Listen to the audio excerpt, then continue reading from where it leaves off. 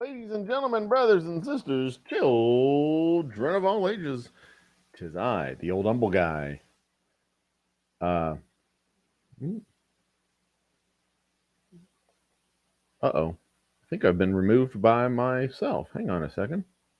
What the fuck just happened? There I am. Okay.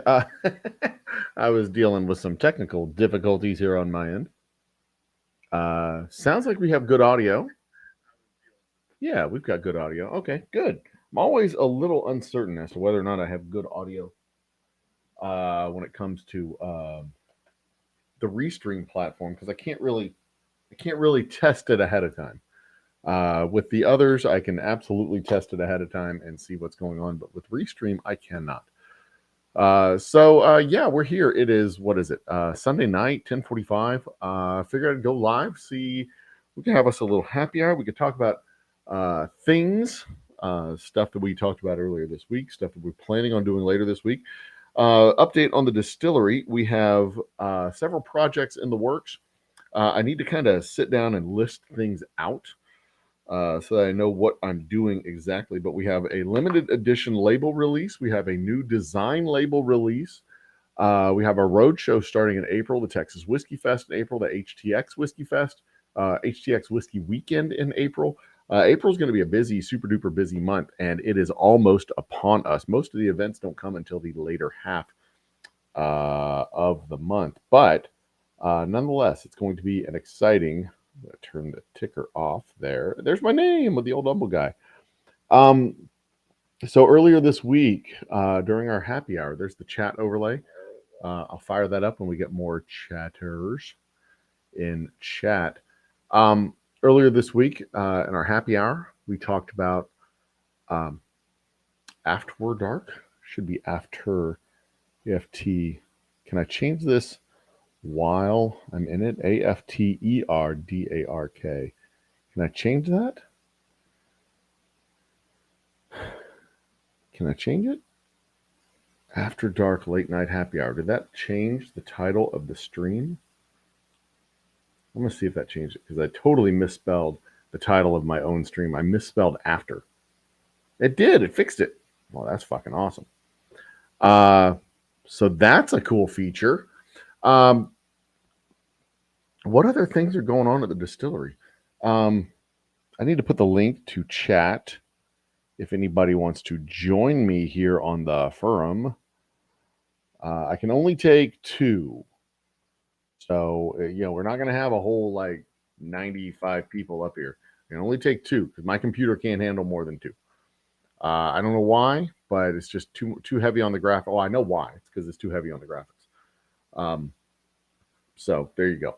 But projects going on at the distillery. The next thing I'm doing, we're working on the bourbon. We're pushing bourbon out all year long. We're pushing bourbon, pushing bourbon, pushing bourbon. I got to get some bottles. I've got labels. I need bottles. I need corks. But we're pushing bourbon, bourbon, bourbon, bourbon, bourbon, bourbon, selling it all over the state, getting it out the door, doing all the things. The next thing I need to do is put in a bathroom and build out the tasting room. So I need to build the box where everything's going to go in the distillery. So that's going to be something that y'all will get to see happen real time as we do it at the distillery. Super duper excited about that. I've never done any project like that before. I built the walls around our electrical room. The moisture barrier, as I like to call it, it keeps the cold part or the wet part away from the electrical part. Because if you put electrical with add blocked, no, how do I pin this? I need to pin it here, don't I? I need to pin it on the YouTubes. There it is. Now it's pinned. So the link to join is there in the pinned comments. I will show it. There it is. Rejoin me. Polska Bob is in the house. What's up, Polska? Cheers and salutations. But yeah, I've never built anything on this scale before. I've built I've built a whole shed. I've built out parts of a garage. I've done, um, uh, tables, tabletops, shelves, shelving, bookshelves, desks. I've never done a chair, but I've done a picnic table, benches. I've done all kinds of stuff like that, but I've never built an actual room. I've never framed out a whole room and finished a whole, I guess it'll be 2 or 3 rooms, because the bathroom, bar, bar and tasting room, and office. I'd be framing everything out, building everything out, doing the electrical, doing the plumbing, doing all the things. Never done anything like this, even remotely. Certainly not on the scale that I'm doing. The shed is probably the closest that I've come. Um, Swing sets, built a full-on fort. Well, no, I wouldn't call it a fort. Built a survival shelter in the woods when I was a teenager. Chopped down a bunch of trees, put up the walls, put up a little rooftop. The roof was the hardest part. We didn't know how to build the roof. We built the roof. It was just a lean-to roof covering a portion of. It was fun. It was fun. Something to do when you're 13, 14 years old, before we got cars. But yeah, I've never done anything quite like this. I'm super duper excited about it. I'm excited to be able to stream it, do it live, stream it live while I'm doing the work. It's going to be several hours of work at a time. Can we overlay this now? Okay. I'll overlay it in a minute. I don't want to have an empty overlay. But yeah, it's going to be several hours of work at a time. I think the framing of the walls, it will actually go fairly quickly. Like, I should be able to frame up the walls in a couple of days, 3 days, give me a week tops. Should be able to frame up the walls. And the walls aren't exactly load bearing. I mean, it's not like I'm building a structure on top of this thing. I'm just, I'm literally just putting up a frame and then a ceiling over it. So I don't really have to have it. It doesn't have to be so structurally, it's not holding up the building. You know what I mean? So I need to lower my seat just a little bit because I keep hitting my desk. It doesn't have to. It's not holding up the building, so I don't have to sweat the little things. It does need to be up. It does need to be anchored into the ground, obviously. But I saw a building technique as far as framing a wall up, where the dude basically just built the corners, and then he put walls up in between the corners. And I'm like, well, holy shit, I could do that. Then I don't have to worry about toenailing or overlapping the corners of the walls or anything like. I just have to worry about that with like a 2-foot section on both sides of the wall. Build the little truss for the corner section. Build the truss for the corner section, and then put them up there and bolt them together, and then I'm done. I've got my damn corners done. Framing with the framing gun, yeah, that's actually not a bad idea, to be quite honest. You've got a framing gun. I don't know what a framing gun is, but I do know that I'm going to be building it with. I know what a framing gun is. It's a nail gun. It's a nail gun. I know what a nail gun is. But I'm not going to be using wood. I have to use steel, aluminum, steel, structural steel, whatever. It's a metal frame. So I guess it's aluminum, heavy gauge aluminum studs for the wall. But again, it's not, this isn't like rocket science or anything like that. It's, I got to build a fucking rectangle and put it up in the corner. The hard part's going to be building around the door, leaving enough space to frame in the windows and plaster in the windows and finish that stuff.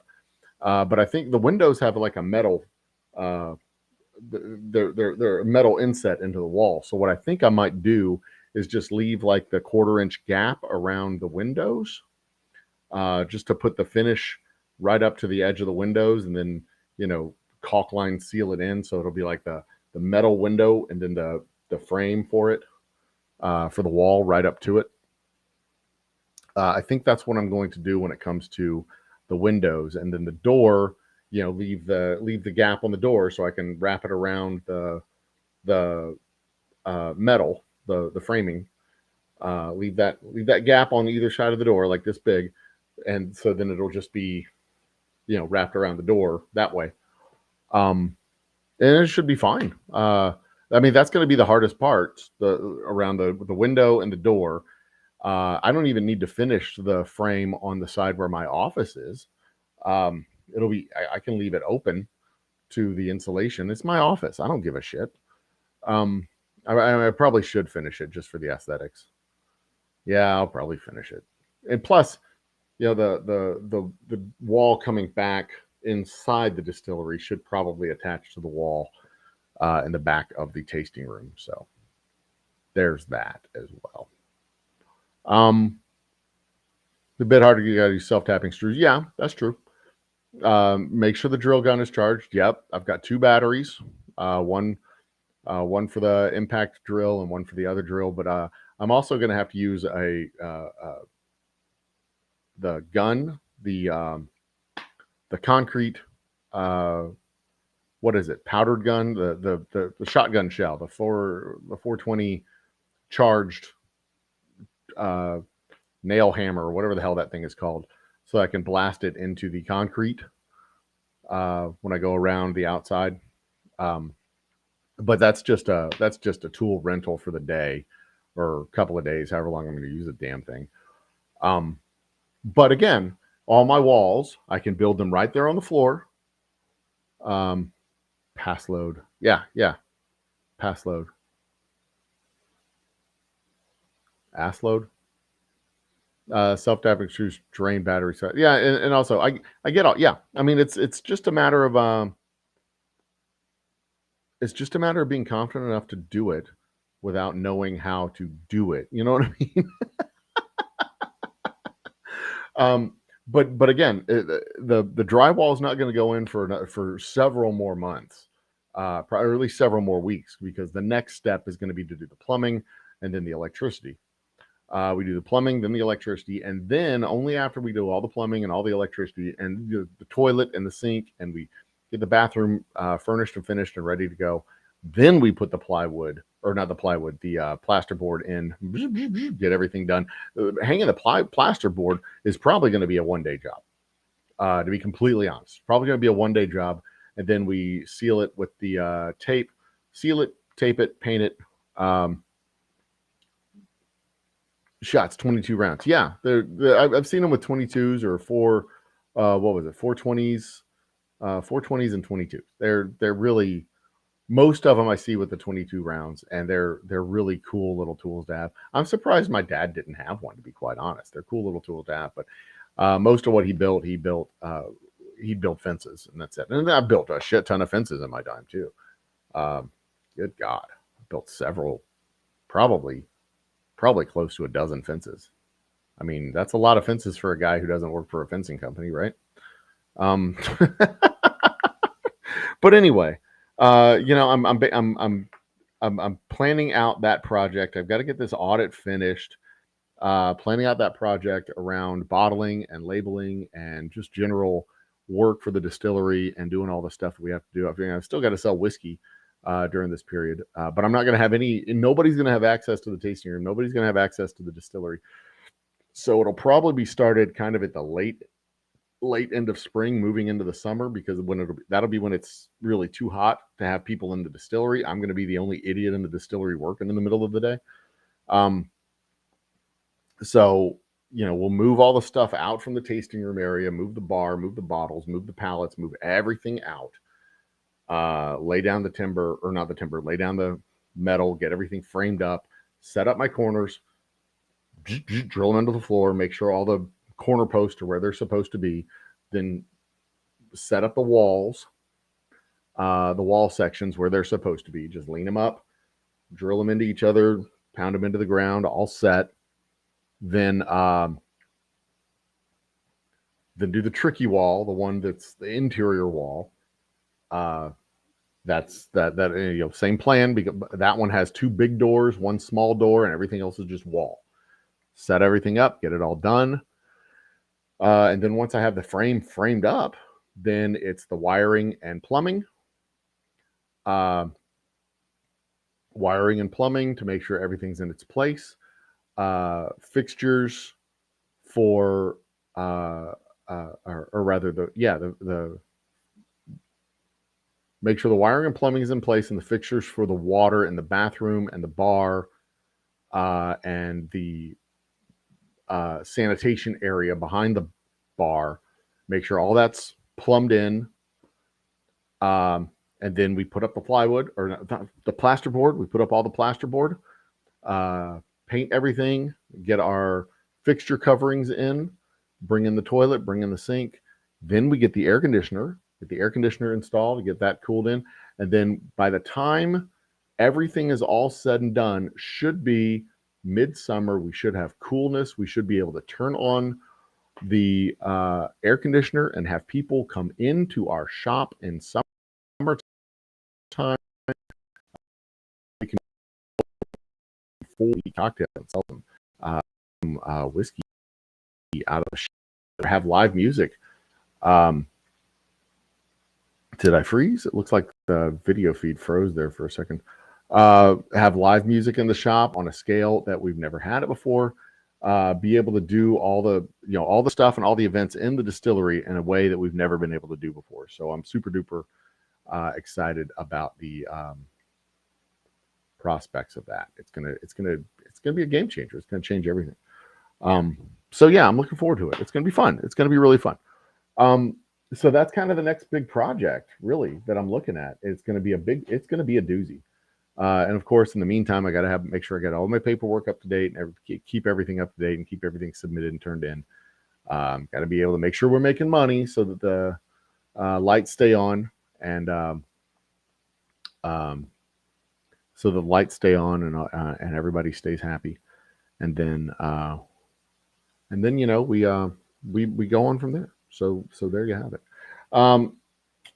This week on our happy hour, we didn't talk about ancient civilization. Let me change that. We talked about history of science. The history of science. And we talked about that on our happy hour. And don't forget to subscribe today, bitches. And when I was thinking about the history of science, even since then, like it's even cooler. Like there was a transition in human history about 1500, between 2500 and 1500, 2500 years ago, it was about 1500 years ago, when we switched from observation and theory, just plain observation and theory, to actual regimented, a regimented discipline of inquiry. Experimentation, and modification. And it wasn't just superstition. It wasn't just hypothesis. It wasn't just pondering and thinking, well, maybe it's like this and nobody knows for sure, because we do know for sure. Like we can test it and do all that stuff. And one of the great examples up with this idea to talk about this was I keep losing the video feed, and I don't know why I keep losing the video feed. That's really troublesome to me. But like I talked about on the show, like we didn't discover most of the planets in our solar system. There's 8 planets in our solar system, 9 if you want to be a dick and count Pluto. Or nobody's going to tell me Pluto is not a planet. It's not a planet. Shut up. There's 8 planets in our solar system. But we didn't discover Earth. We live on Earth. We didn't discover Earth. We discovered Earth was a planet. We kind of figured it out and counted it along with the other planets. We didn't discover the sun. We didn't discover the moon. We didn't discover Mercury. We didn't discover Venus. We didn't discover Mars. We didn't discover Jupiter. We didn't discover Saturn.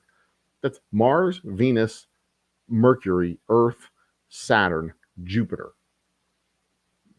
That's 6 of the planets in our solar system. We didn't discover them. We just kind of always knew they were there, right? We just kind of always knew they were there. We never discovered them. And the moon, we didn't discover the moon. It's always been there. We just laid down and observed it 28 days a week or 28 days a month. We just observed it. We never discovered it. Same thing with the sun. It was there every day. We didn't discover the sun. We observed it. We made commentary. We noticed. We made theories about it. It's a big ball of fire. It's a big pile of wood that's burning and long ways off. Is it a long ways off? Is it super big? Is it super small?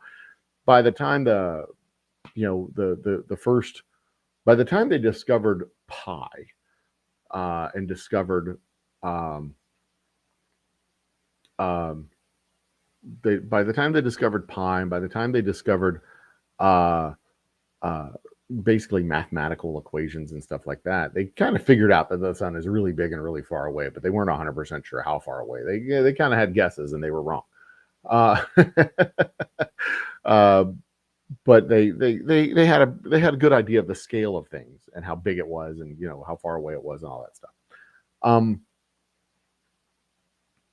But it wasn't until after Newton, after the 1600s, that the first planet was discovered, Uranus. Hey Siri, when was Uranus discovered? Uranus was discovered in 1781. So Newton did all his shit in the 1600s, and they didn't. And it was because of Newton and his understanding the laws of thermodynamics, developing calculus in order to deal with gravity and thermodynamics and all this other stuff. It wasn't until after Newton came up with all that stuff when homeboy, whatever his name was, I don't even remember the dude's name. He used those calculations, tracked the orbits of Earth and all the planets that we knew of. He used those calculations. He said there should be a planet here based on all of the math and all of the calculations and stuff. There should be a planet there. And so they turned the whole bunch of people turned their telescopes to where they said there should be a planet, and they found the planet. That's how they found it. They used the hypothesis. They used the data they had, and they formed a hypothesis based on the data to try and explain a variance or an unusual anomaly whatsoever, or whatever in the data. And they use that as a hypothesis. They test the hypothesis, and they found a planet. Their hypothesis was there should be a planet. They looked, they found a planet. And then they did it again when they were tracking the orbit of Uranus, and they saw there was it wasn't following the path they thought it should follow based on the data and mathematics and calculations they had. And they had two choices at that point. They could either throw out all the math and calculations and say, well, it's obviously wrong, there must be something else. Or they tested that they tested the hypothesis that the data might be right by saying, well, what could possibly be causing this? And they ruled out all the other possibilities, except for one being there's another planet out there. It should be about this size. It should be about this location. It should be about this distance away. And then they trained their telescopes on that place, and they found Neptune. They would never have found Uranus and Neptune if the computations and calculations on gravity were not correct. And this is one of the things that just fascinates me again and again and again and again. They predicted quarks, all the various forces, up, down, left, right, small, large, strong, weak, all the different forces that make up the atoms. They predicted them using Einstein's models of relativity and all the other guys who did research on this long before they had the equipment to be able to prove it. They predicted all this stuff. And then when they started taking atoms and smashing them together in giant colliders, they've been right every single time, all the way down to the Higgs boson. All the way down to the Higgs boson that was also predicted. They said this should be there. Let's build a machine that'll prove that it's there. This thing should be there. And if the calculations weren't right, if Newton's calculations weren't right in the 1600s, we never would have found Uranus. We never would have found Neptune. We never would have been able to predict all of the quarks, the spinning particles that make up atoms. We never would have been able to predict all of that accurately. We never would have been able to find all of that stuff accurately. I mean, it's just absolutely fascinating that they can sit down with pen and paper, theory, experimentation, repeated theory, repeated experimentation, repeatedly making this. Hell, they figured out that the universe was expanding because Einstein's experimental his experimental theories about relativity had missing, like the numbers weren't adding up, and he said either the math is wrong or the universe is expanding. Based on this, the universe should be either steady state or contracting, but based on this other, it's still expanding. And a whole bunch of other people tested it. A whole bunch of other people tested it and tested it again. And every time they tested it, they were like, I don't know, the math looks right. We must have an expanding universe. And that's what just fascinates me about this shit, because like this was a history of rigorous, disciplined testing of theories, data, all the stuff. A rigorous, repeated testing, using the scientific method. And that's what the scientific method is. You get data, you have a theory, you test the data, you repeat the tests, and if it works, it works. If it doesn't work, then you modify the theory, you come up with new tests, you continue to try to prove it, you continue to try to disprove it, and every time you prove it, it makes it stronger, makes it stronger, makes it stronger. And yeah, I mean, long story short, that's how we know there's not ancient civilizations that just vanished. Long story short, we know that's why the moon exists. Long story short, that's how we know the earth is not flat. Long story short, that's how we know we landed on the moon. All that stuff just kind of, like, if it didn't happen, then like literally all of the stuff that we know didn't happen. Like going back 1,500 years, going back 2,500 years, going back probably even further than that. Like the stuff just didn't happen. We just had to, there's been a vast conspiracy of people making all of this stuff up for 2 millennia at least, probably longer. It's fucking nonsense. It's absolute nonsense.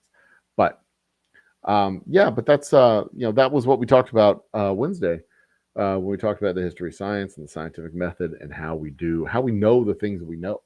It's not just a bunch of people making stuff up. It's a bunch of people who go out and actually prove. And almost all of your knowledge, it's not good enough to say, well, if I don't see it for myself, then I can't really believe it. I can go out and experience it myself. Otherwise, it's just probably bullshit. No, that's not true. Like literally everything you know is somebody else telling you what it is that you experience. Even the stuff you experience firsthand, it's your brain processing that information and telling you what it is.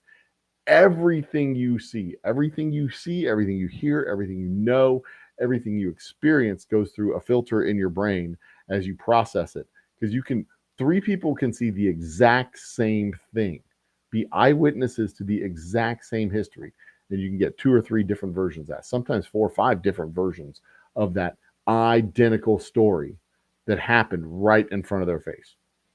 And until they talk about it, there'll be different interpretations of the events. And once they start talking about it, then that interpretation of the events will coalesce into 1 or 2 stories.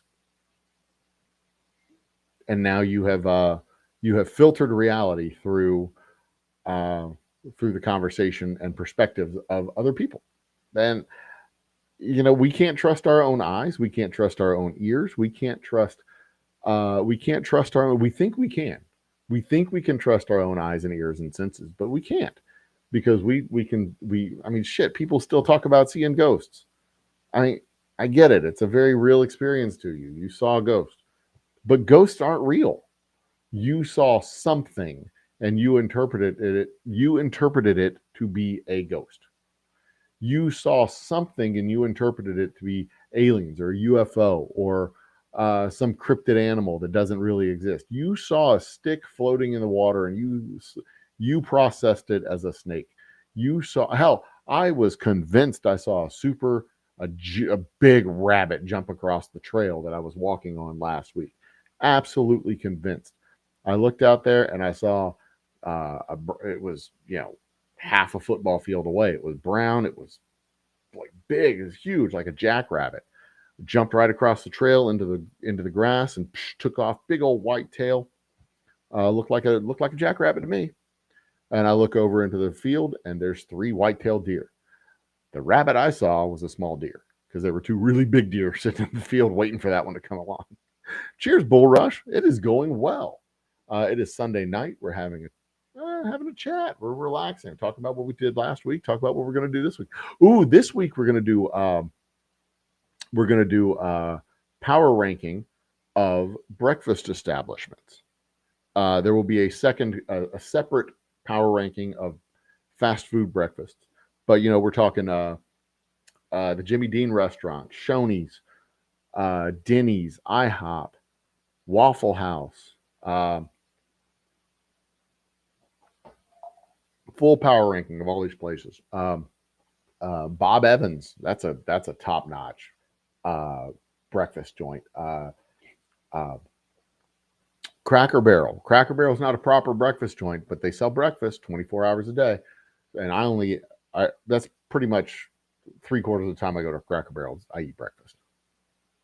Probably, yeah, that's probably a fair split. So I count Cracker Barrel as a breakfast place. Definitely a white people breakfast place, but a breakfast place all the same. And I'm sure there's others. And I'm gonna have to get a fuller list and make sure that I have as many as I can put on the list. As many as I can put on the list in there. So, there's a fucking lag. There it is.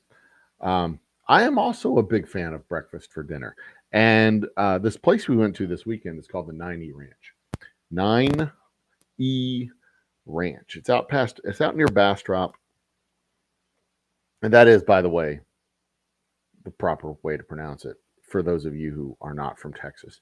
It is Bastrop, and it is called Bastrop. You pronounce the op. It's not Bastrop, it's Bastrop.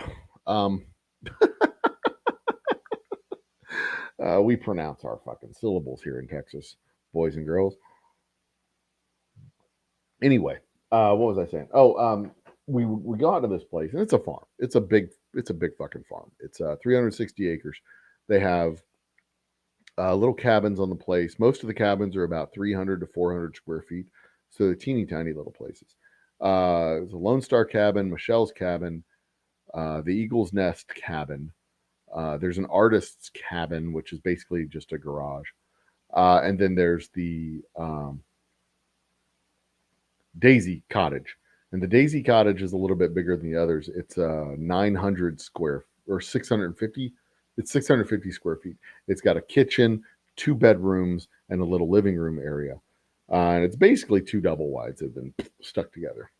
Well, not 2 double wides, probably 2 single wides. It's not a very big cottage, is what I'm saying. 650 probably square feet. Oh, God, my nose. So about the size of the first house, or about the size of the first apartment that we lived in, and right about the same size as the first house we lived in. Me and my lovely wife. But anyway, it's a 360 acre ranch. It used to be an 1,800 acre ranch, but the siblings, when the parents died, the siblings sold off most of the land, and the last 2 siblings kept this chunk of property. Turned it into a bed and breakfast. Their big house is on it. The little cottages are on it. We stayed in the Daisy cabin because there's 5 people in our family, and we just kind of took over all the space in the house. But this place is huge. They have longhorns, they have donkeys, they have horses, they have ponies, they have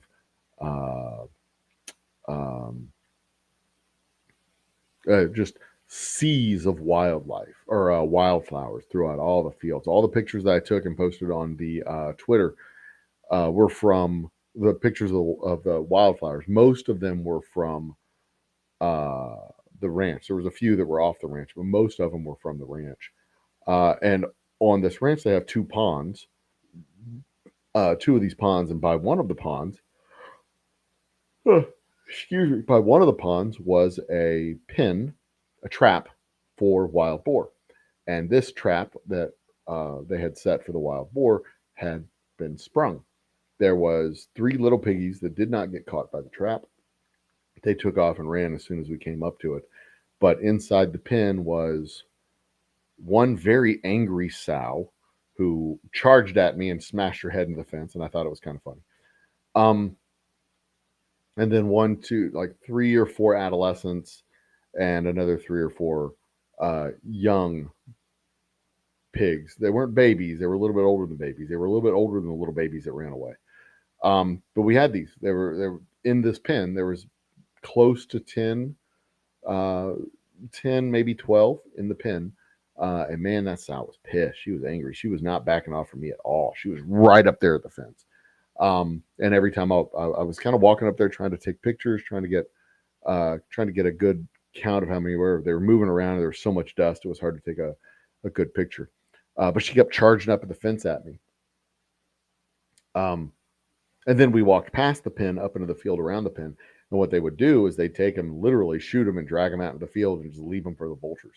So there was this field past the pen that had desiccated corpses of pigs scattered throughout the probably another half dozen to 8, maybe 9 pigs in the field that were killed a couple of weeks prior. So, we're heading back. We see the owners of the ranch. We tell them, yeah, it's a beautiful place. You've done really good taking care of the place for us. I appreciate it. We'll be back in a few months. Hopefully in a few months. It won't be 5 years like it was last time. But with the pandemic and all the other stuff, we usually rotate out to this ranch like once every 2 or 3 years for at least a weekend stay because it's just so peaceful. Anyway, we tell the farmer, yeah, y'all got some pigs trapped in the pen. She's like, really? Well, we're going to have to take care of that tonight. And she immediately picks up her handset and calls her ranch hand. She says, hey, Roberto, we need to get the pigs taken care of. The trap's full. And I'm like, oh, fuck, that's awesome. So I go back into the cottage. I grab my mug. I go sit on the back patio with my whiskey, and I'm sitting down just chilling. And like 45 minutes later, we start hearing the gunshots. Clack! And they're dispatching the pigs right there that night. Clack! Taking care of them, every one of them. One of them, at least one of them, went to the meat locker where it got processed, as they do. And of the pigs the previous week or the previous 2 weeks, at least one of those pigs had been processed because the next day when we got back to the cabin, there was a package of bacon from the previous harvest of pigs that they had taken care of. I mean, they didn't, that was not the bacon from the angry bitch that was charging at me that afternoon, but it was definitely boar bacon. And that was a long walk of a story to say we're a big fan of breakfast for dinner as well. And next time we have breakfast for dinner, it's going to be that pork, that bacon from that set of pigs alongside regular bacon so we can taste test them and see the difference between the two. Eggs, bacon, and pancakes. And I'm looking forward to it. That'll be tonight's at this point because tomorrow night's. It's 11:30 here, so it'll be tomorrow night's dinner. Tomorrow night is Monday, or tomorrow is Monday, the first day of school after spring break. And that's what we're gonna have for dinner. We're gonna have breakfast for dinner. And the microphone pointed directly at my face hole here. And I got earthquake cam going because my camera is on my monitor and my monitor is on my desk. And my desk is, I keep tapping my desk and hitting my desk. It keeps moving. Sorry, you're just going to have to deal with that shit. But yeah, it's good to be home. It's really good to be home. And one of the really cool things at that ranch, it is out past Bastrop near Rosanke and Smithville. So there's like Rosanke, Smithville, like here and here, and the Bastrop is here, and the ranch is like right around here somewhere. It's near Bastrop State Park, Bucher State Park, past the Lost Pines Resort. Just a really cool place to go and chill, and you can go stargazing. It is so dark at night. How dark is it? It is so dark that when the moon's not out and it's just the stars, it is really hard to see your hand this far in front of your face if you're not accustomed to being able to look around in the dark. It gets so damn dark, like pitch black dark out there when the moon's not out. When the moon's out, it's like walking around in daytime because it's, full moon. But we were able to go out there and hang out on top of a hill and just chill out. And you can stargaze and you can see so many stars when the moon's not out. The moon is a big fat show off, and it uh, uh, blots out all the stars. But when the moon's not out, um, the stars at night are big and bright deep in the heart of Texas. But we could see so, and it was fairly easy to go out there and be able to point out all the planets that we could see on our celestial plane. We could see Venus. We couldn't see Mercury because it's too low in the horizon. Even on a good day, it's too low in the horizon to be able to see it unless you get it right after sunrise or right after sunset or right before sunrise or right after sunset because it is so close to the sun. But we could see Venus. We could see Mars. We could see Jupiter and Saturn clear as can be, just as clear as you want them to be. They're out there. You can see them all along the equatorial plane, the planetary plane, and then eventually the moon came out and a big fat show off drowned everything out. But you could see just so many of the constellations. You could just the first time we saw the space station was out there at that ranch. Me and my lovely wife were out there just laying on a blanket in the middle of a field, and we're looking up at the sky, and we see one little star go. Actually, it was going this way. The space station generally goes north to south. Generally, that is Bull Rush. That's the link. If you want to join me, come on up and join me. But that was the first time we saw the space station. It was weird. We weren't expecting it. It kind of made us a little bit uncomfortable, and we went inside. But yeah, that link that is pinned is the Restream link. You are welcome to join me on the show. There it is. That's what's pinned in the top of comments.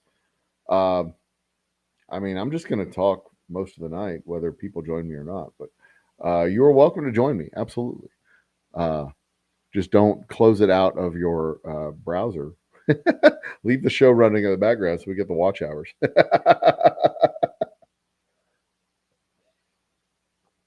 But yeah, but yeah, like I was saying, that's one of the things that I just find fascinating about the process of science. Like we were talking about on the show, for most of human history, we didn't have a wheel. For most of human history, we didn't have basic tools and stuff like that.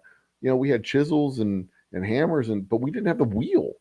Like American civilizations didn't have, pre-Columbian American civilizations didn't know what a wheel was. They didn't have a concept of a wheel. They didn't use the wheel and axle specifically. Rollers, we civilizations had rollers. The Egyptians and Celts and all those guys, they had rollers prehistoric, civilizations.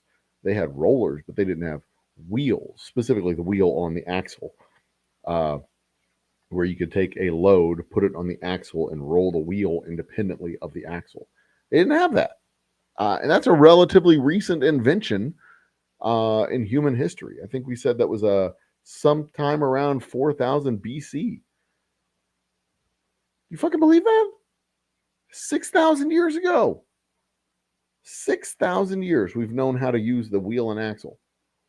That's amazing to me. That's amazing. We didn't know how to harness steam until we knew about steam, but we didn't know how to harness it until the 1500s, the 1600s. And that was when you could finally go from becoming wealthy by producing things that grew out of the ground, to becoming wealthy by producing things that just didn't exist before you made them. You became wealthy by making, steel and buildings and electricity and all kinds of. The steam engine made electricity possible. and we have evidence of that exists, which is also why we know we didn't have ancient civilizations 10,000 years ago that got destroyed by the early or younger Dryas event or whatever the hell nonsense these people talk about. We know that didn't happen. We know that there weren't. That's exactly right, Bull Rush. We had alcohol before we had the wheel. We had, wait, yeah, we had wine and beer, fermented, fermented, fermented beverages, bread, sourdough. We had concepts of that, but we also had fermented beverages before we had the wheel. Partly because fermented beverages can be done by accident. You know, you have rotting grains, and they get wet, and you collect the water up off the ground, and now you have some kind of fucking disgusting drink. Distilled. Well, let's see here. Fermented beverages predate the wheel, but a systematic fermentation of beverages didn't happen until about 3,500 or so. It came with civilization, with farming, with agriculture, with settlements and civilization, because it's really hard to have intentional fermentation of grains and fruits when you don't have a permanent settlement. It's really hard to do that on purpose. So the intentional systematic fermentation of liquids didn't happen until after the first civilizations. But the development of the wheel happened right before the first civilization, because the first civilizations was like 6,500 years ago, right? Like 4,000 BC.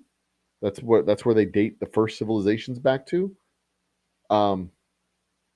Egyptians predate that a bit as the first civilization to, I think, 6,500 years ago. But Egyptians predated the wheel.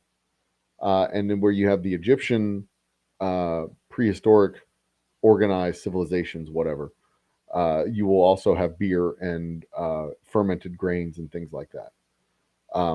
But when you get to actual distilled beverages, that was closer to like 1500, 2000, 1500 BC.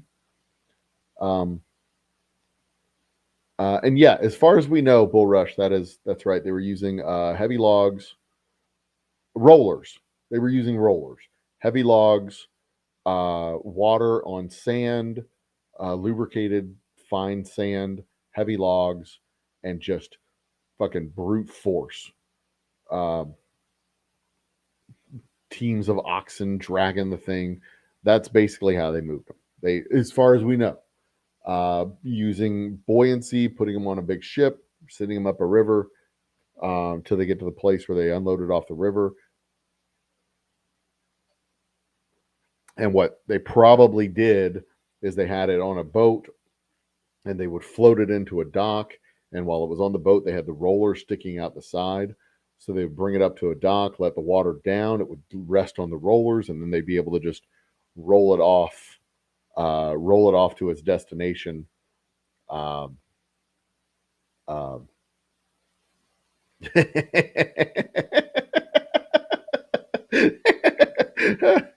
No, probably not. Almost certainly not aliens. And that's another thing that Graham Chapman guy, he's like, this guy's carrying a purse. See this pictogram of a guy carrying a purse.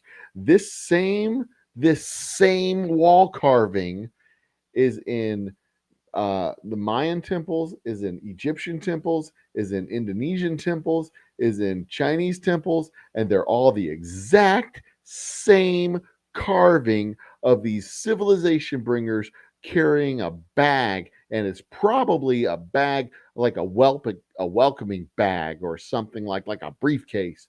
And then he shows all the things together, and they are all different, like all drastically different, except for the thing, and it kind of looks like a bucket, which shock. There's someone pulling water out of a well in every civilization. A dude with a fucking bucket, really?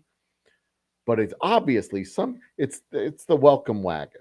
They're coming with the welcome kit, and they open it up, and there's a bag of bag of bread and some wine and some coupons for local merchants, so you can go down to the local Kroger's and save $20 on your first order.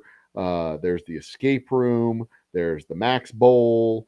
There's a realtor if you need to sell your house that you just moved into.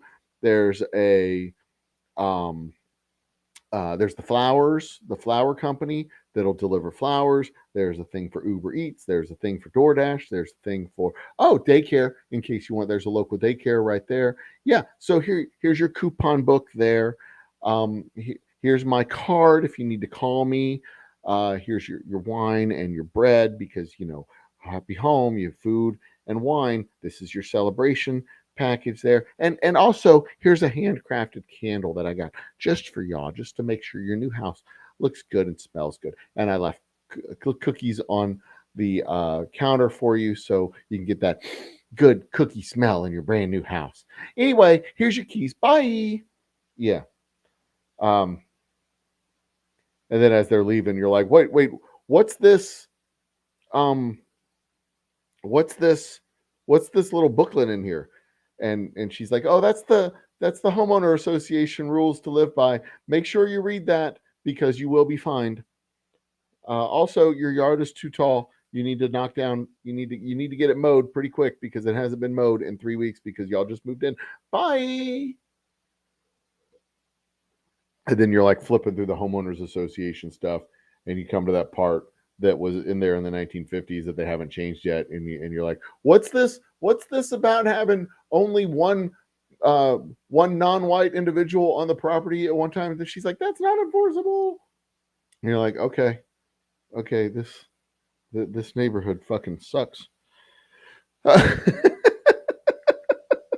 don't need coupons to the local strip club, man. Fucking local strip club just has cars in the parking lot 24 hours a day, 7 days a week, 24 hours a day. The local strip club always has people there. I mean, Jesus, here in Humble, it's called the Mile High Club, for crying out loud. It's right down the street from the airport, and it's completely and totally unironically called the Mile High Club. I love it. I absolutely love it. We used to have a hotel called the Jade Dragon Motel. It was on the northbound side of Highway 59, south of Will Clayton, north of what would eventually be Beltway 8. It was a shithole. It was an absolute shithole. But they only charged about $12 an hour. So there you go. Just a reminder, anybody in chat, you want to come join me, pinned at the top of chat is studio.restream.io and a bunch of gobbledygook. If you want to join me, I can take up to 2 more people because otherwise my graphics card starts to choke. I only have a laptop. I'm working on it, working on getting a better computer. I'll probably get a work laptop that has a nice beefy graphics engine in it. And I'll still use this one for Excel and all that shit that I have to use. My work, and then my streaming work, like the 2 different types of work that I have to do. I used to deliver beer to the strip clubs in the day. Did you water it down for them, or did they water it down after they received it?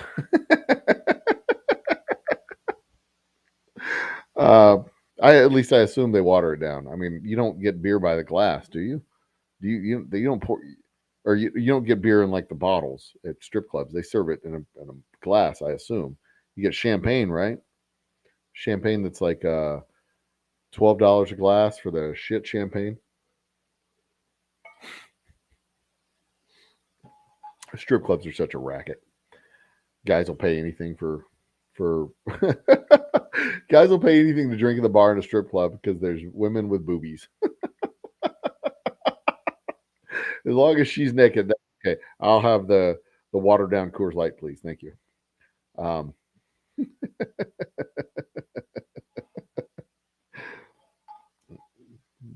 Coupons to the local strip club. They don't need coupons. They might have coupons to the local bar. I'm sure there's a Chili's coupon in the Civilization Bringers whatchamacallit. And looky there. I'll be damned. Is Bull Rush joining me on the set? Bull Rush? Oh, how's it going? hang on a second. Is that the one?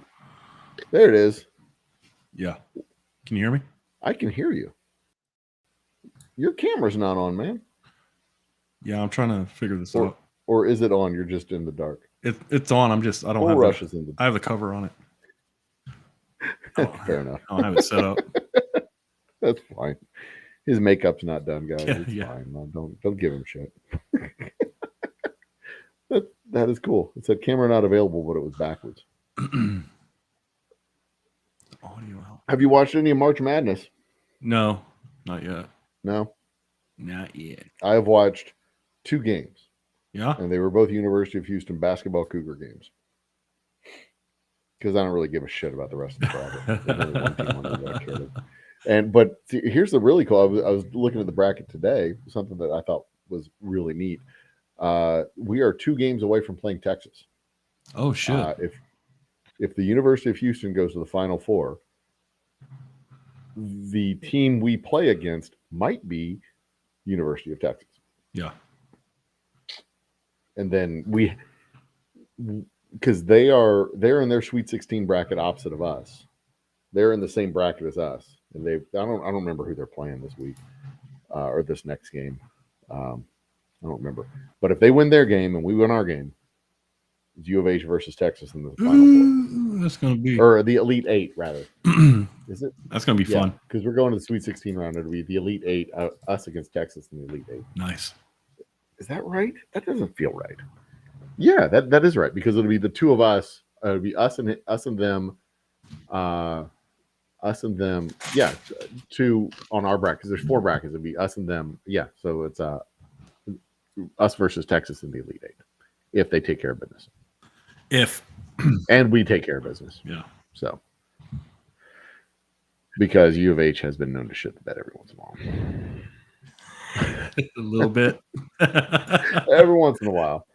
They'll choke it out. Auburn is who we played today or yesterday. We played Auburn yesterday. Indiana plays Florida, I guess tomorrow.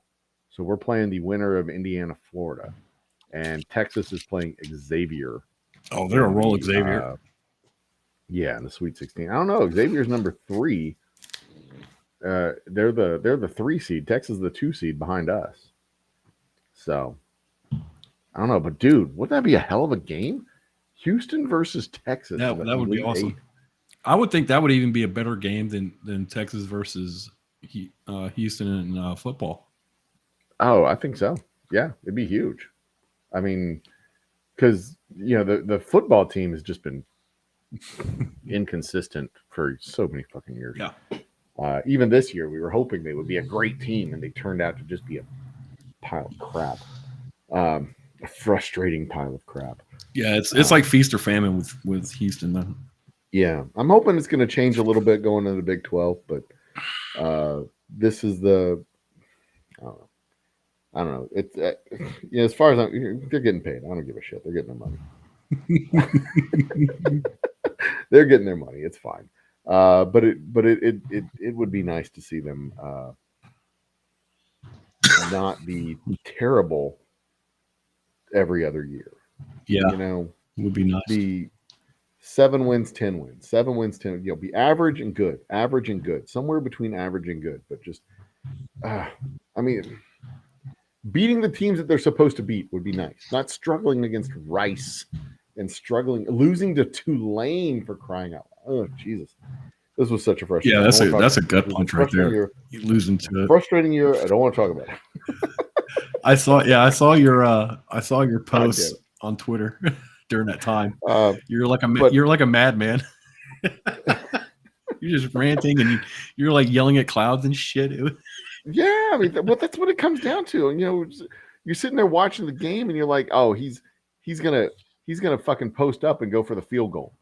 He's gonna post up and go. He posted up and went for the fucking field goal.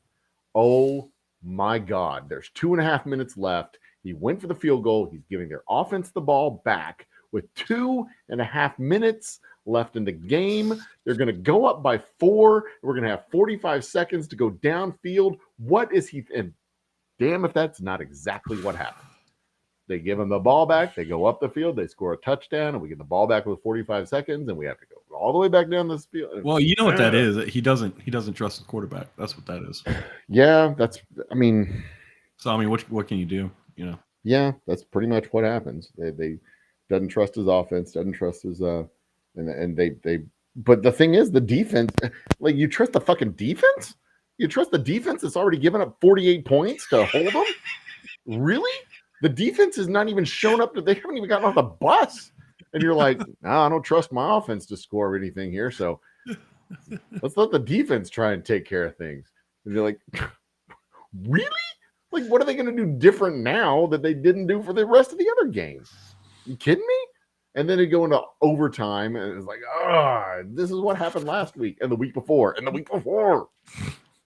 And then he goes to the press conference. He's like, this is the exact same way we played last year. Like, no, it's not. No, we saw the games last year. They're on tape, man. Joe, don't trust your lying eyes. What the hell?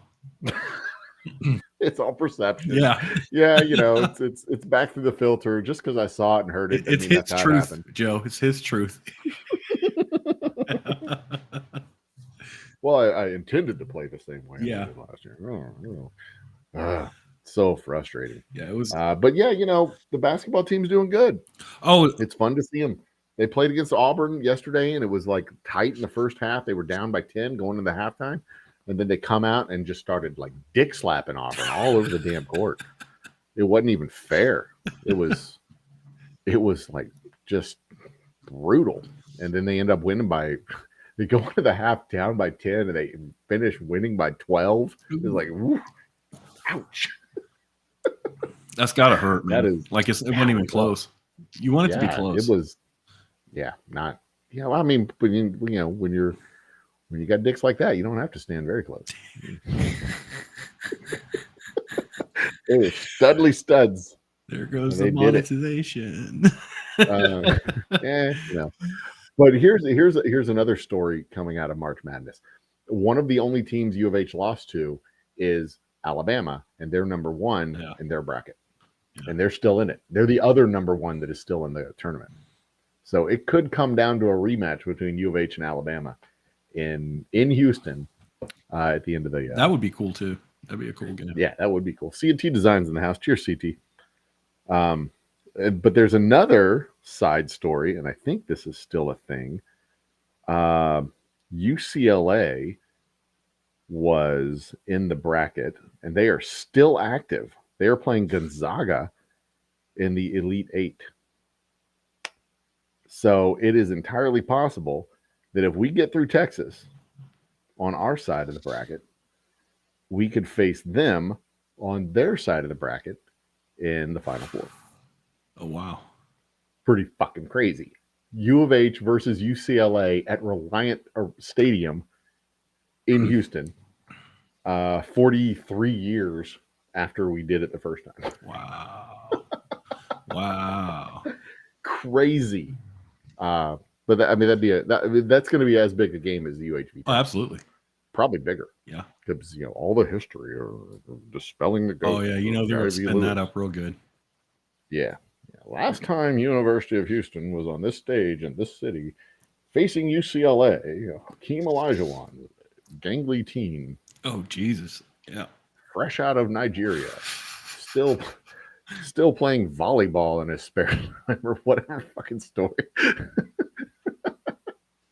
Oh, he was the goalie, I think, for a soccer team. Yeah, they play soccer. Right? I don't know. They play a lot of soccer. But yeah, they pulled him out of whatever dirt hut he was in and got him to Houston to play basketball. Crazy times. Those were good times. How have you been keeping yourself lately, man? Oh yeah, great times. It was 1980s in Houston. the best of times. Like I was still a kid, but I still remember it though. Real estate was cheap. Oh yeah, because the oil market had crashed, but the oil companies were doing great because oil was still $800 a gallon or whatever. 1960 was like a 2-lane road, so yeah. But yeah, that was the all the land in the hinterlands of Houston was so damn cheap because all the land companies went tits up on account of the savings and loan scandal and the oil crash. So yeah, I remember that. I remember that first oil crash in the 80s. I think it was mid or late 80s. My dad, because my dad lost his job. I think my grandpa went ahead. My grandfather worked for Baker Hughes. So did my dad. Mm-hmm. And my grandfather just went ahead and retired. He's like, I'm not doing this shit again. I'm done. Nah. Well, he was kind of half-assed retired anyway because he spent like 30 years in the Houston Fire Department. So, okay. So, and then he retired from. So there. He was retiring from a second career. Yeah, pretty much. And so that makes sense. Yeah, that makes sense. But yeah, you could buy a house out here. Friendswood Development Corp, spinoff of Exxon, had all this extra land. For the money you found in your couch cushion. You can get a loan from Texas Commerce Bank because Texas Commerce Bank also owned a good chunk of the land that they got off of. Dude, Texas Commerce Bank owned a lot of fucking land. They did. They owned a whole lot of land. They took it over from the savings and loan company that went under. I still remember. I still remember the commercials and stuff on TV. It's like all the time Texas Commerce Bank. It's like yeah. I mean that was all of this Atascocita area out here in Humboldt was all Texas Commerce Bank land. Oh really? The whole Atascocita, Atascocita Oaks, Atascocita South, Atascocita North, Atascocita West, Pinehurst, Atascocita Shores, all this Atascocita development on the south side of the river, north of. Or straddling 1960, that was all Texas Commerce Bank. Wow. All Texas Commerce Bank. Wow. And Friendswood was on the north side of the river. That was Kingwood. Yeah. Friendswood Development Corp. Yeah. Rather. Because Friendswood proper is on the southeast side of town. Yes. So there you go, chat. You got a nice little tour of Houston and Houston history.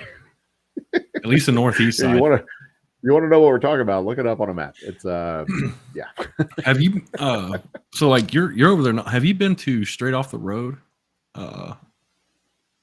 Over in Straight Off the Road. Yeah, it's a barbecue joint over in Crosby. No. Oh, okay. I have not. It's a good place. Oh yeah. Their ribeye is excellent and excellent ribeye, but their barbecued or their smoked turkey is really, really good. Like it melts in your mouth. I like a good smoked turkey. Oh, it's sandwich. So good. Oh. It's so good, man.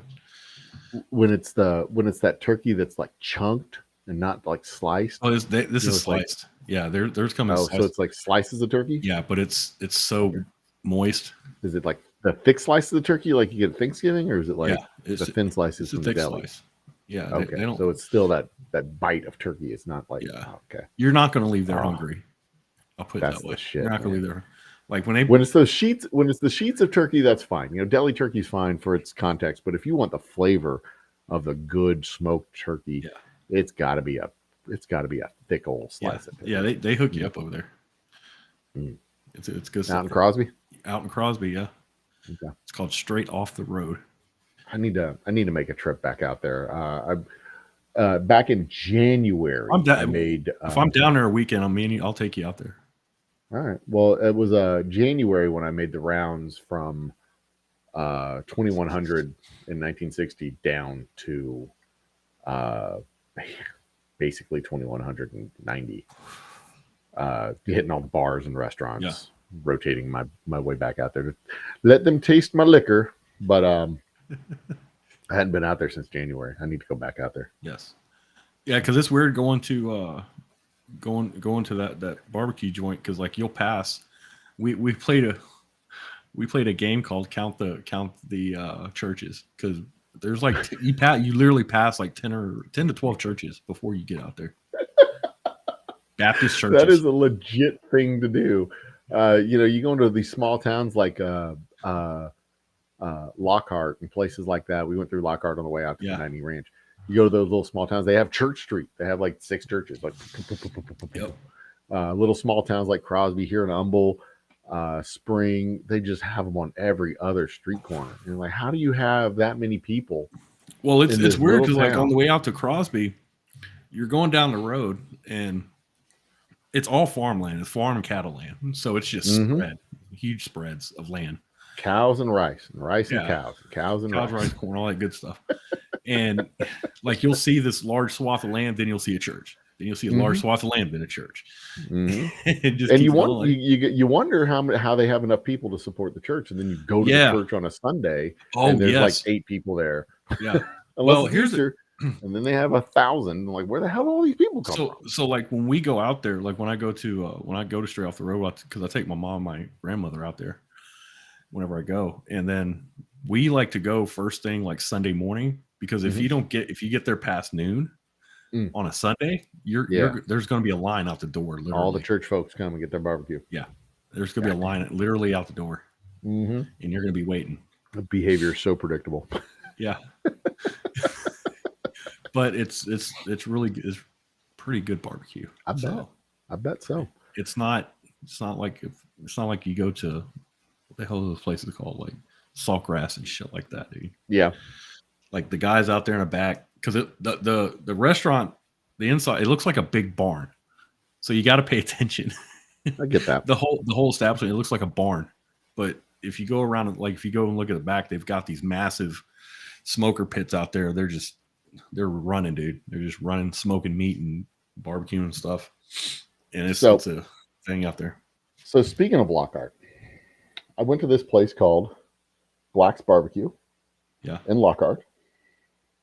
And across the street from Black's Barbecue, there was a place called, hang on. I don't know if you can see this. Terry Black Barbecue. It's not really coming through very well. Terry Black's Barbecue. And it says on the sign right below there, not affiliated with location across the street on the sign. Like, this is literally across the street. It is Terry Black's Barbecue. Headquarters, Terry Black's Barbecue. Nice. Let's see if I can find a better sign for it. There we are. Let's see. Pause it right there. Oops. There it is. Come on. There it is. Terry Black's Barbecue. Oh, I see it. Yeah. And the sign, this sign right here says corporate headquarters of Terry Black's Barbecue, not affiliated with location across the street, which is Black's Barbecue. Yeah. And we go up to this to have lunch. And I look at my lovely wife and I go, there's got to be a story here. Right? Yeah. Yeah. Got to be a story here. This is Black's Barbecue and Terry Black's Barbecue, not affiliated with location across the street. Like AutoZone and O'Reilly, you know? Well, it's like AutoZone and the Zone for Autos, not affiliated with location across the street. So I look it up, and it turns out there's a story. Turns out there's an actual story. Terry Black is a third-generation barbecue maker, third-generation pit master. Yeah. His brother is also a third-generation barbecue pit master, who is the current owner of Black's Barbecue. Terry Black's kids are twin boys, and they decided to open up a Black's Barbecue in Austin using a different methodology than their uncle. So they're fourth-generation pit masters, and their uncle decided to sue them. They got a cease and desist letter that they're not allowed to use Black's Barbecue. Because they were cooking it different. They're not allowed to use Black's Barbecue because they're cooking it different. Black's was using a rotisserie cooker, slow cooker rotisserie type of thing. They're like, that's not the way Grandpa did it. It should be. That's kind of, to be honest, that's kind of cheating. It's a little bit cheating. A little bit. But he was also apparently using vegetables that weren't homemade, side dishes that weren't homemade, coming out of powder and stuff like that. And the boys were like, that's not how it's done. So they got a cease and desist letter to stop using the family name on their Black's Barbecue barbecue joint. And they called up their grandma and they're like, why the hell Uncle I think his uncle's name was Lewis or something like that. Why'd Uncle Lewis send us this letter? And he's like, well, something had to be done. Like, you couldn't just pick up a fucking phone and call us and talk it out. So, damn, they hashed it out with lawyers, and it didn't end up going to trial. They dropped the charges, or they dropped the lawsuit. It didn't end up going to trial, but the settlement was that they would name their place Terry Black's Barbecue and say that it's not affiliated with Black's Barbecue, which is why they have the location, the corporate headquarters across the street, explicitly saying, "Yeah, we're not affiliated with those assholes." Wow. And I love finding shit like that when you go to little small towns. There's like, there's like the original barbecue joint and the barbecue joint that's not those guys. And the First Presbyterian Church and then the New Presbyterian Church that's not affiliated with those fuckers down the street. They have red carpet. We prefer blue carpet. Those non-believers. Can you believe that they wanted to? They when they replaced the carpet, they kept it red and wouldn't make it blue. I mean, geez, red is so 1930s. Like, good God. Well, that's kind of like the rivalry between O'Reilly Auto Parts and AutoZone, because it used to be, because back in the day it used to be called Hilo Auto Parts, but then I think the old man remember Hilo Auto Parts, all the Hilo Auto Parts became O'Reilly's.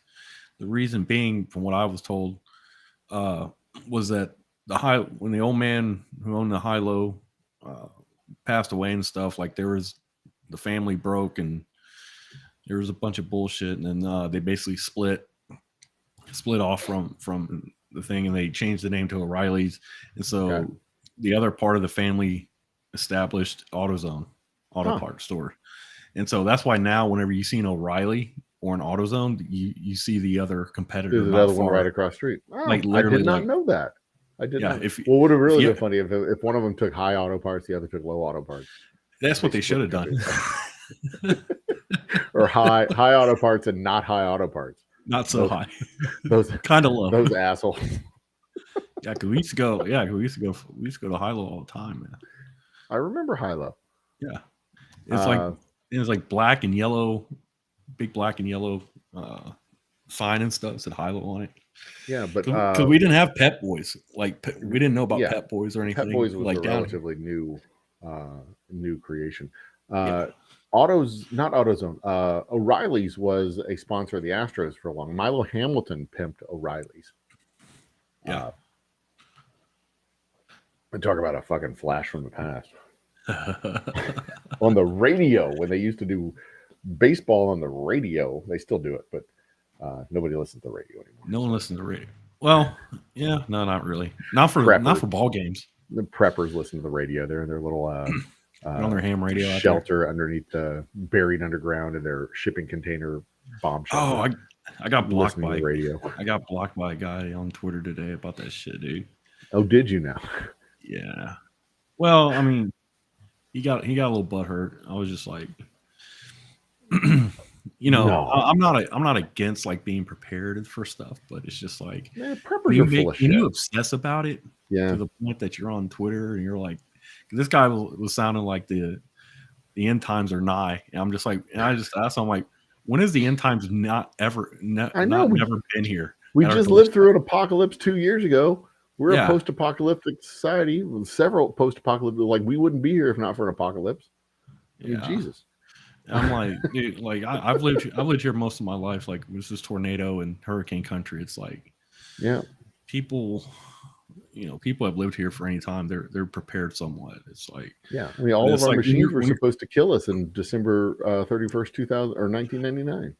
Well, that's what I was saying. I'm like, dude, if you're on here and your main message is like obsessing over the end times and being prepared, it's like I understand. It's like, but it's just like, either let's get this shit on while I'm still young, or get the fuck out, dude. Like, let's go.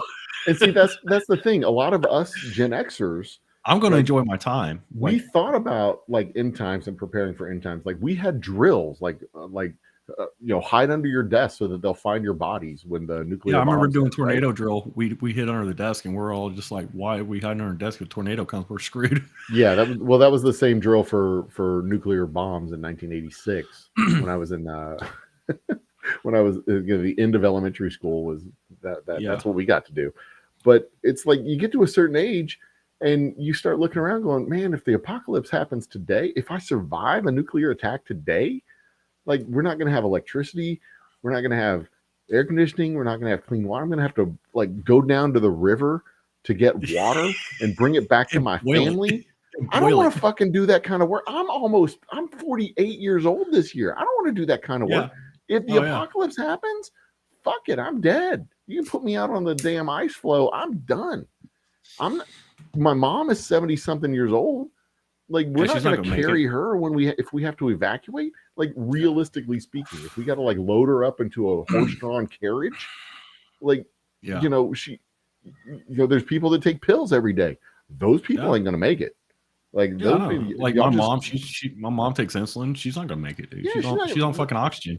Yeah, there's like I'm just gonna sit her. I'm gonna sit her out in the front in a wheelchair, in a rocking chair. Give her one of my shotguns. And be like, pat her on the head. Be like, I love you, Mom.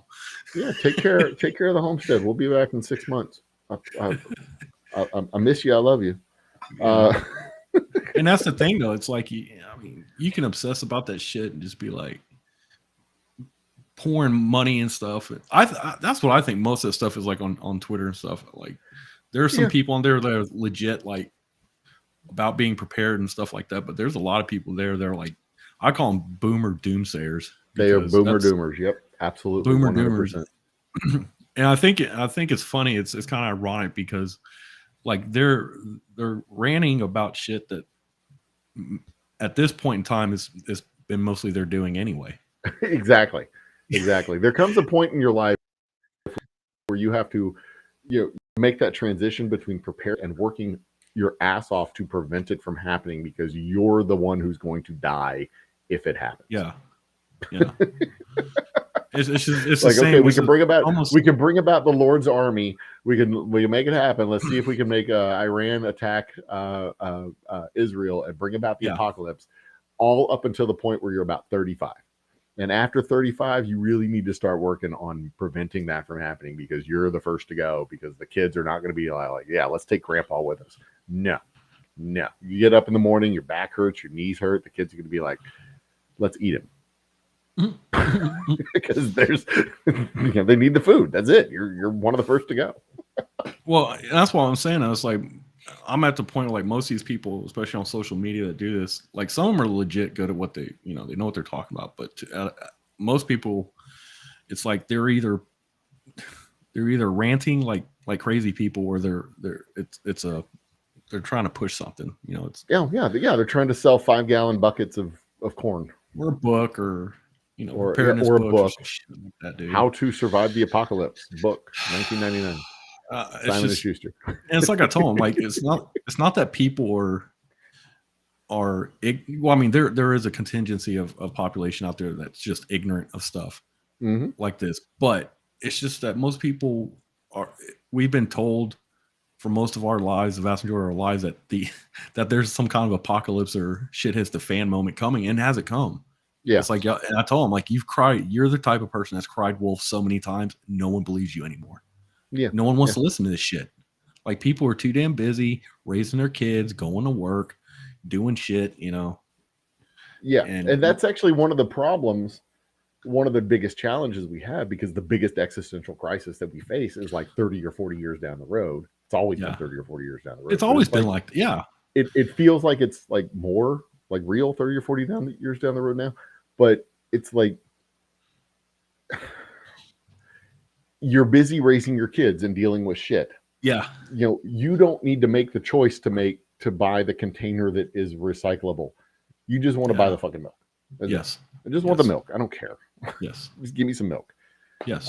Give me the eggs, give me the milk, give me the, hamburger helper or whatever. I don't care how much the cows fart and ruin the world. Yeah. That's not my problem. Make a cow that doesn't fart and ruin the world. That's your problem. Like, make that happen. I'm hungry. I need to eat the food. What do you want me to eat? I just want some fucking eggs, bro. I don't want the biodegradable carton for an extra $3. I mean, if the choice is between the biodegradable carton and the non-biodegradable carton, and it's $3 to make that choice, I'm saving the $3 and I'm buying the one that's going to kill the planet. Outlaw the ones that kill the planet, and we'll be fine. You can only sell the other ones. Fine. The price will go down. Everybody will be happy. It'll be fine. Just like with light bulbs. The price will go down. Everybody will be happy. We have our LED lights. Hooray. But that's what happened, though. Like, we had an advance in technology, and it trickled down to, like, light bulbs and stuff. Oh, yeah. So, like, now you get LED lights that are, that are a lot more, they're a lot more efficient than... Oh, yeah. They're way better than they were 20 years ago. Yeah, and at, like, half the wattage power. Yeah. Like, you can get a 100-watt LED light bulb that runs off electricity that's, like, half its output. Right. Compared to conventional incandescent bulbs, dude. It's awesome. You can run that one incandescent bulb, and you can run like 1,000 LED lights off. And they last longer, and they don't burn your fucking hand when you try to change them. Right. But man, the story about planned obsolescence of light bulbs. Yeah. The original story about that. I heard about that. Yeah. Where like the light bulb companies got together and they said, like, we're going to go out of business if we don't make these light bulbs. Yeah, like burn out. See, they were making them that lasted too long, and they had to. I hear stuff like that. Weaker. Well, it's also like I don't know if you ever heard the automobile manufacturer called Tucker. I do. Tucker. I know Tucker. Yeah, saw the movie just a couple of weeks ago. Great movie. Yeah, I love it. But yeah, he made a car that was so well made that the other auto manufacturers, the big auto manufacturers, Ford and Chevy, they're like, you can't do this. Right? You have seatbelts? Come on now. You can't be making cars so well made that they last, it's the first and last car that they're ever going to buy. Right. Yeah. Yeah. And the light bulb companies, I believe the light bulb companies got sued over this. There was an actual antitrust, actual like investigation, actual like thing about it. Okay, I gotta take care of something. I'll be right back. All right. I hear a noise in the other room. I gotta check something out. Get the shoddy.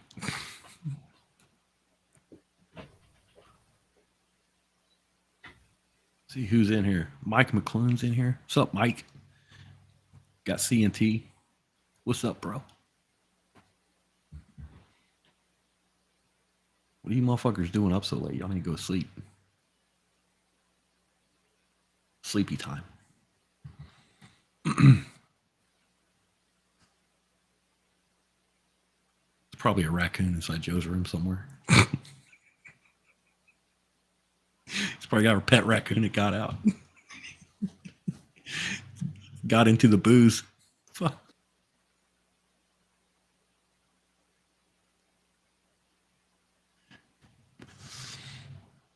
But yeah, there's a bunch of weirdos on Twitter, man. I'm just tired of listening. I'm just tired of seeing this shit. It's like, get over yourself. Like, have some water, have some extra food, some canned goods laying around. You'll be fine. Have a med kit. And then whatever happens. Shit. Because the problem is, like, you can very much, like, being like a post shit hits the fan scenario, and then you could, like, scratch yourself on like a thorn or get it scrape something on you somewhere, and then now you got sepsis, you're gonna die because you don't have antibiotics and stuff. And that's life. And so you did all that preparation and all that bullshit work for nothing because you got sepsis.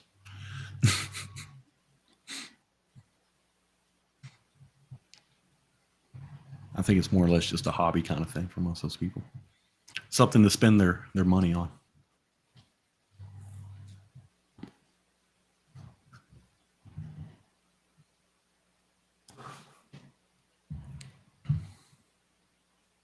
I think that raccoon whooped Joe's ass. Wait, he's coming back. Uh-oh. You got to put it back in the cage. Fucking raccoon, dude. All right. Cat was pawing at the door. Oh, it was a cat? And then he ran off when I opened up. Yeah, not my door, the back door. Oh. And when I wouldn't open up the door, he ran off. I had to get him to come back in. I was. My theory was that you had a pet raccoon that got out and into the booze. No raccoon. Not that I know of, at least. Anyway, But no, yeah, the story about the light bulb thing, that was a whole thing. They like split the world up into different segments, and like one company had this side, and or one cartel had this area, one cartel had this area. Yeah, everything got standardized. The type of filaments they were using, the threads on the fixtures, sockets, the socket. All that stuff was all standardized, so they have reduced cost, and then they agreed on the and it all worked. It kind of standard life. It just kind of worked itself out. Oh, it didn't work itself out. They worked it out.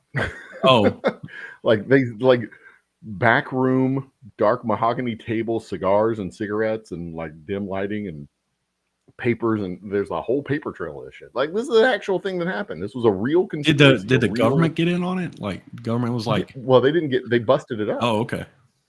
Because there was a paper trail. Oh, and this, in the same way there was a paper trail when the airlines did it. Yeah. When they were sending messages back and forth to each other saying, hey, we should set the price at whatever. And that's how the airline cartels got busted up. Or when they were price fixing back.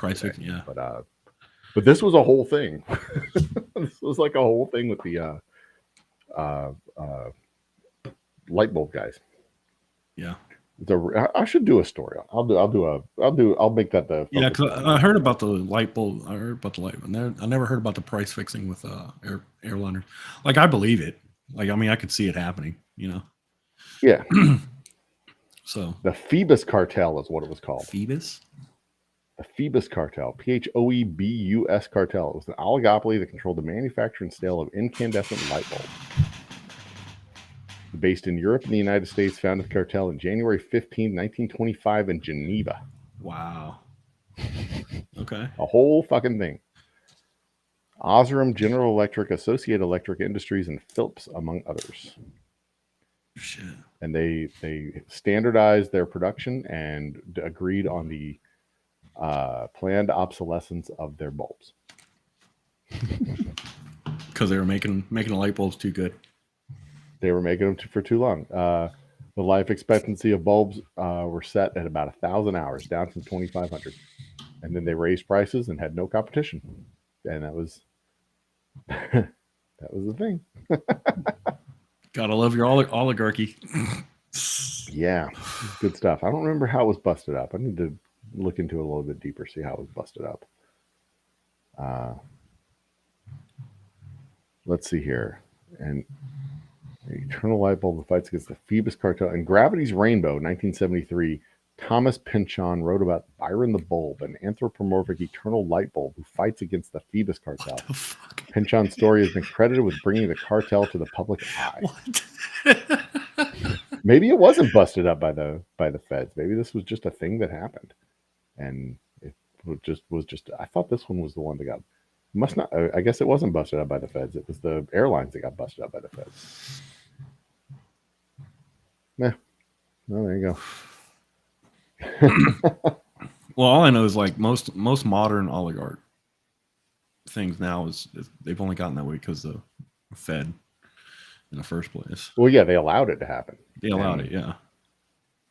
And they also had a hand in it. Like, you look at Google, a lot of Google startup, a lot of their startup came from the Department of Defense and shit like that. It's like, yeah, but we're a private company. No, you're not. You took money from the Fed, man.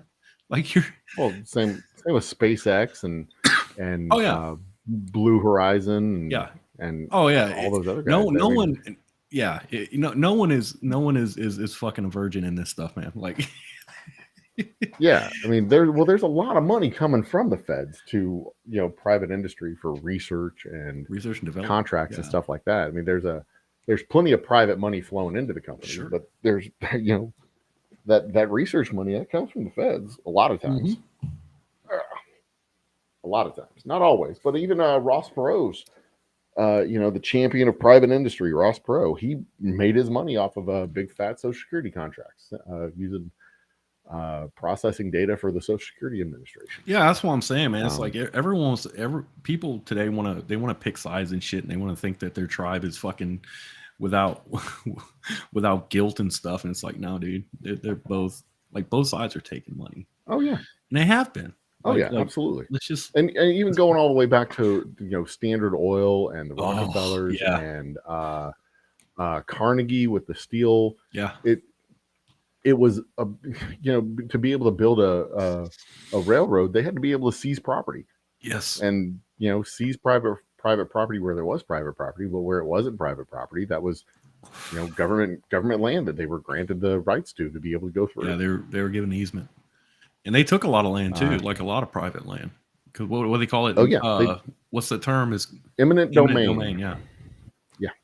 Yeah, to be able to take for a public utility like a railroad, they were able to take the land. But now that notion of eminent domain is also for shopping malls and shit that it shouldn't. Baseball fields, football fields.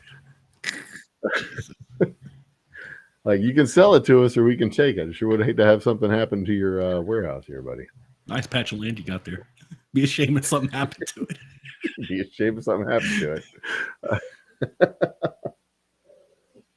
It just goes to show you, it's like the federal government's the biggest racketeering establishment everywhere in the world.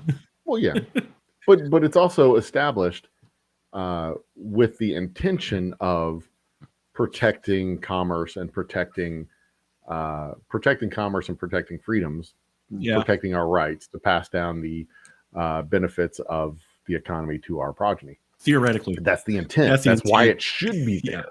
It should be there. The government should be there to be a referee and to not so much to pick winners. It's not meant to pick winners. The idea shouldn't be to pick winners and losers, but they end up doing that by. We crossed that Rubicon by being the referee. We crossed that Rubicon decades ago.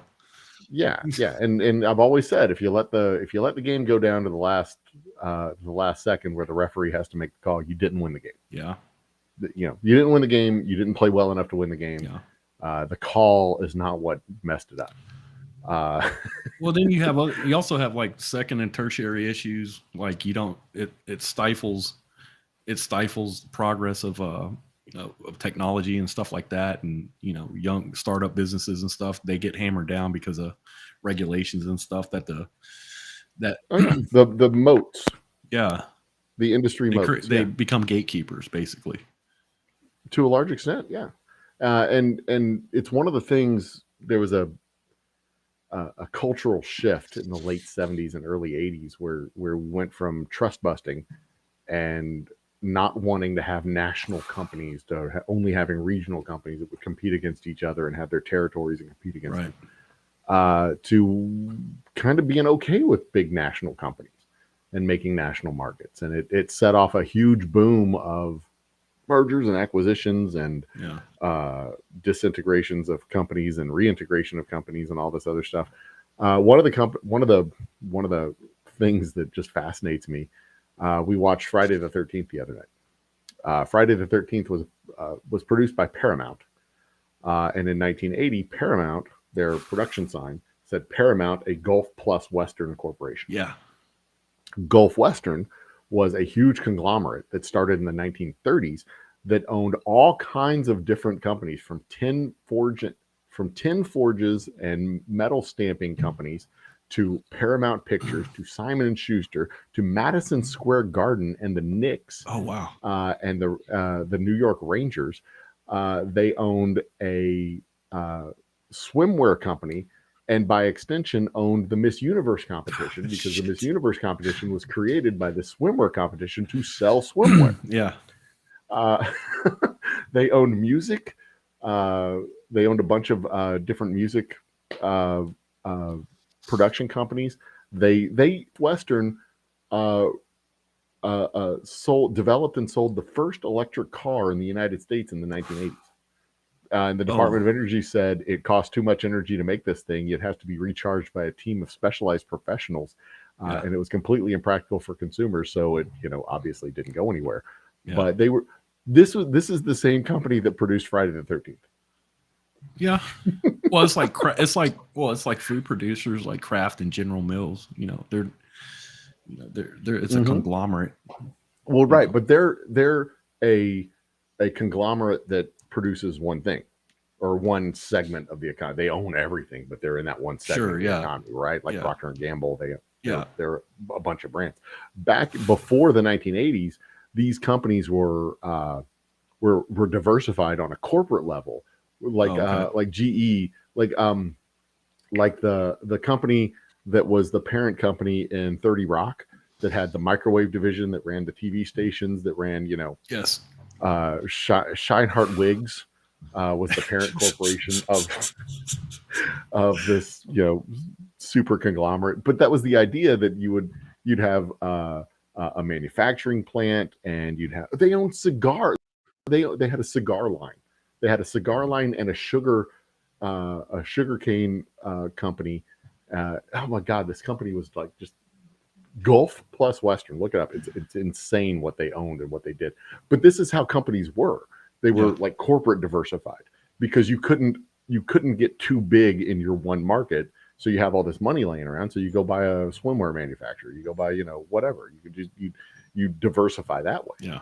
But after the 1980s, this cultural shift in the early 1980s, companies were allowed to get bigger and bigger and bigger, and there was less of a fear of trust. What do you think? What do you think caused that? Get rid of their battery division. Like, what do you think caused that shift? It was the shift to supply side economics and trickle down economics, and kind of this mentality that big isn't so bad. Oh, and I think part of it was just a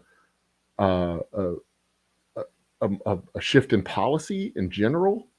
The feds being okay with big giant corporations, because before that they busted up the baby bells. They busted up AT&T. Yeah, I remember that. Southwest, or they busted up Bell Telecommunications. Yeah, and then it became like Bell Southwest and Southwest, Northeast, Northwestern Bell. But then they all re-merged together to become AT&T, which is a huge cell phone operator right now. Cell phone long distance, and not surprisingly, local telephone service. Along with cable. Oh man, don't get me started on that shit. Cable, satellite, internet, and some content. They've actual content production, fully integrated in the with a international market, but they're integrated in a single industry, and that's gone on through radio, television, where it used to be you couldn't have more than 30%, I think, of the market share in your market. In the number of stations you owned, and then they were like, okay, it's okay. That's not how it is now. Shit. Right. But that tracks all the way back to the early 80s. And I really do think it was kind of a policy shift, that partly with the monetary issues that they were having with the inflation back in the mid to late 70s. It's easier to have fewer big banks than a bunch of small banks. It's just easier to regulate it. You could have smaller government with bigger banks, because you have fewer regulators to manage 8 big banks than you need to have 200 regional banks. Yeah, but if like one of those banks go down, man, like the ripple effect is. Well, welcome to small government. You can eat your cake or you can have it, but you can't do both. Yeah, it's like it's trade-offs, right? It's trade-offs. Right. And you can have, Tyson that produces whatever 60%, 70% of the chicken in the country. Yeah. And then you only need a handful of regulators to regulate Tyson, and then a few to regulate everyone else. But you go into Tyson's office and say, okay, these are the places we're going to go visit. Make sure everything's good. These are the policies. Follow them. Yeah, that's weird. And then it's so much easier to regulate that way. So much easier to regulate. Like the thing with Tyson, man, it's like you notice how like their chickens have been getting bigger over the years. Oh yeah, they're like they look like small turkeys now. Yeah, I went down to the store and got some chicken breasts the other day for dinners, and I bought 4 pairs of breasts, 4 birds worth of breasts. Yeah. And these things were like this big. They were fucking huge. It was like 1.5 pounds of meat. Yeah. Like one breast was 1.5 pounds of meat. Like one breast is not supposed to be more than a pound. No, it's not. This was 1.5 pounds from a single bird. That is insane. Yeah, because I grew up, we had chickens and shit. We had chickens and hogs and stuff that we used to butcher, at our home. And it's like chicken, the fucking chicken breast. Now it looks like it's like half the size of our birds. It's insane. I was stuck when they showed them to. I said I think I need 6 pounds, and he held up the breast. I was like, okay, well I'll go with 8. I'm gonna have a lot more than I thought. I mean, they were huge. So what do you giving these chickens, bro? We feed them small chickens. Oh, and then we take them to we take them to Gold's Gym and work them out on the treadmill. They're like those fish games on the internet where you go and eat the smaller fish and they just get bigger. They get bigger. That's what they do. They just feed them small chickens and they just get bigger. And then at the end of the level, you give them TRT. Good Lord.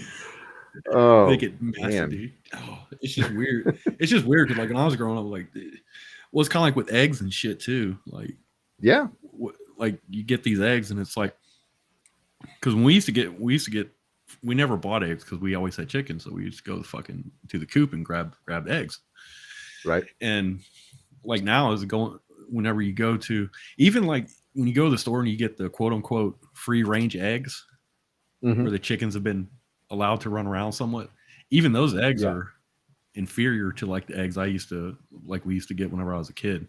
Because in the one way you can tell is how thin the shell of the egg is. Like these shells are like paper thin, bro.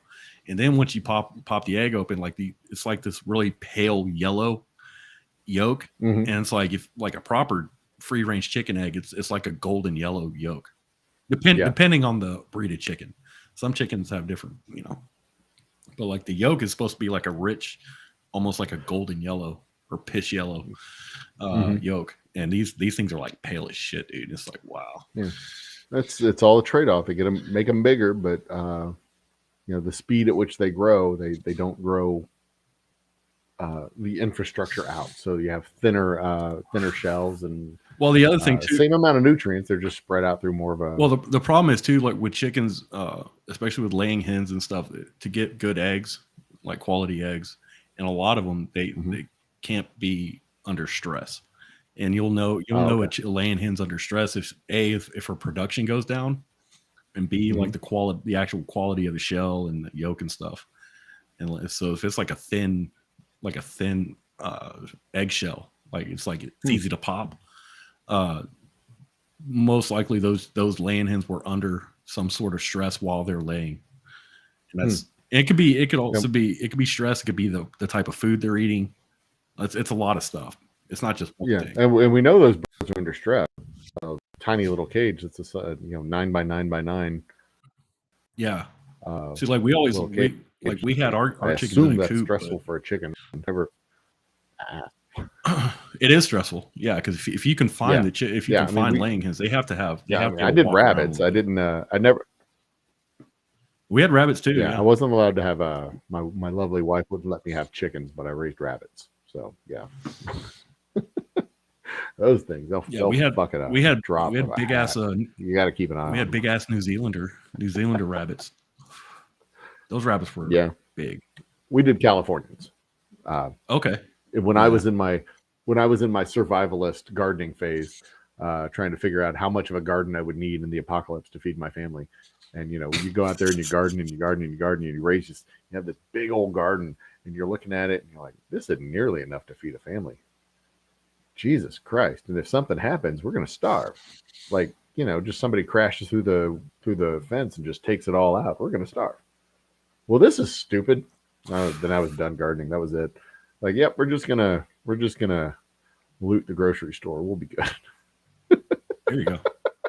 I just got to know who has all the guns, and then I'll kill that guy, take his guns. Then, I don't have to waste any money on guns or ammo. I'll just take his. Loot drops are a thing. They will be a thing.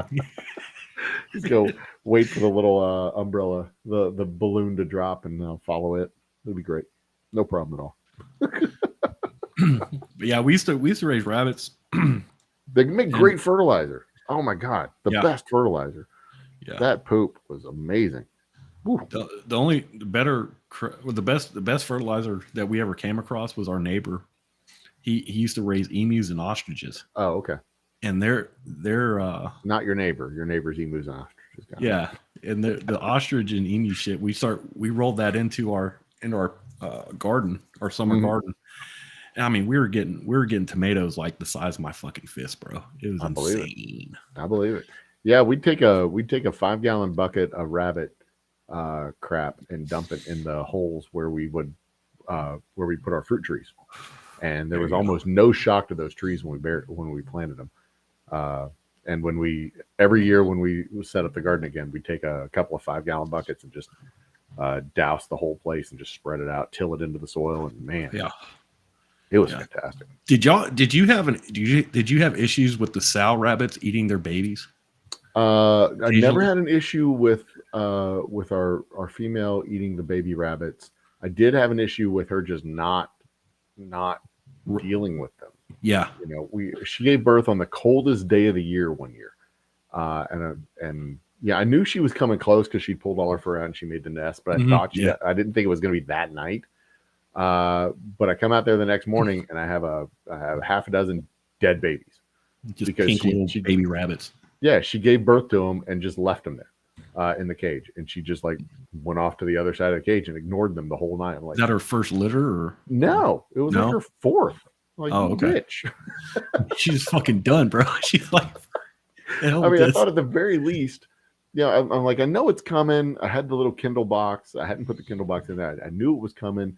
I covered up. I covered up, and I knew it was going to get cold. And I was thinking to myself, should I take it? Should I take the cage out of the hutch and put it in the garage? Should I? Maybe. Nah, it'll be fine. Besides, if she gives birth, she'll keep them warm. It's not like she's just going to dump them and leave them on the side of the road, right? Nope, she dumped them and left them on the side. She's like, nope, they're over there. I'm over here. Screw you guys.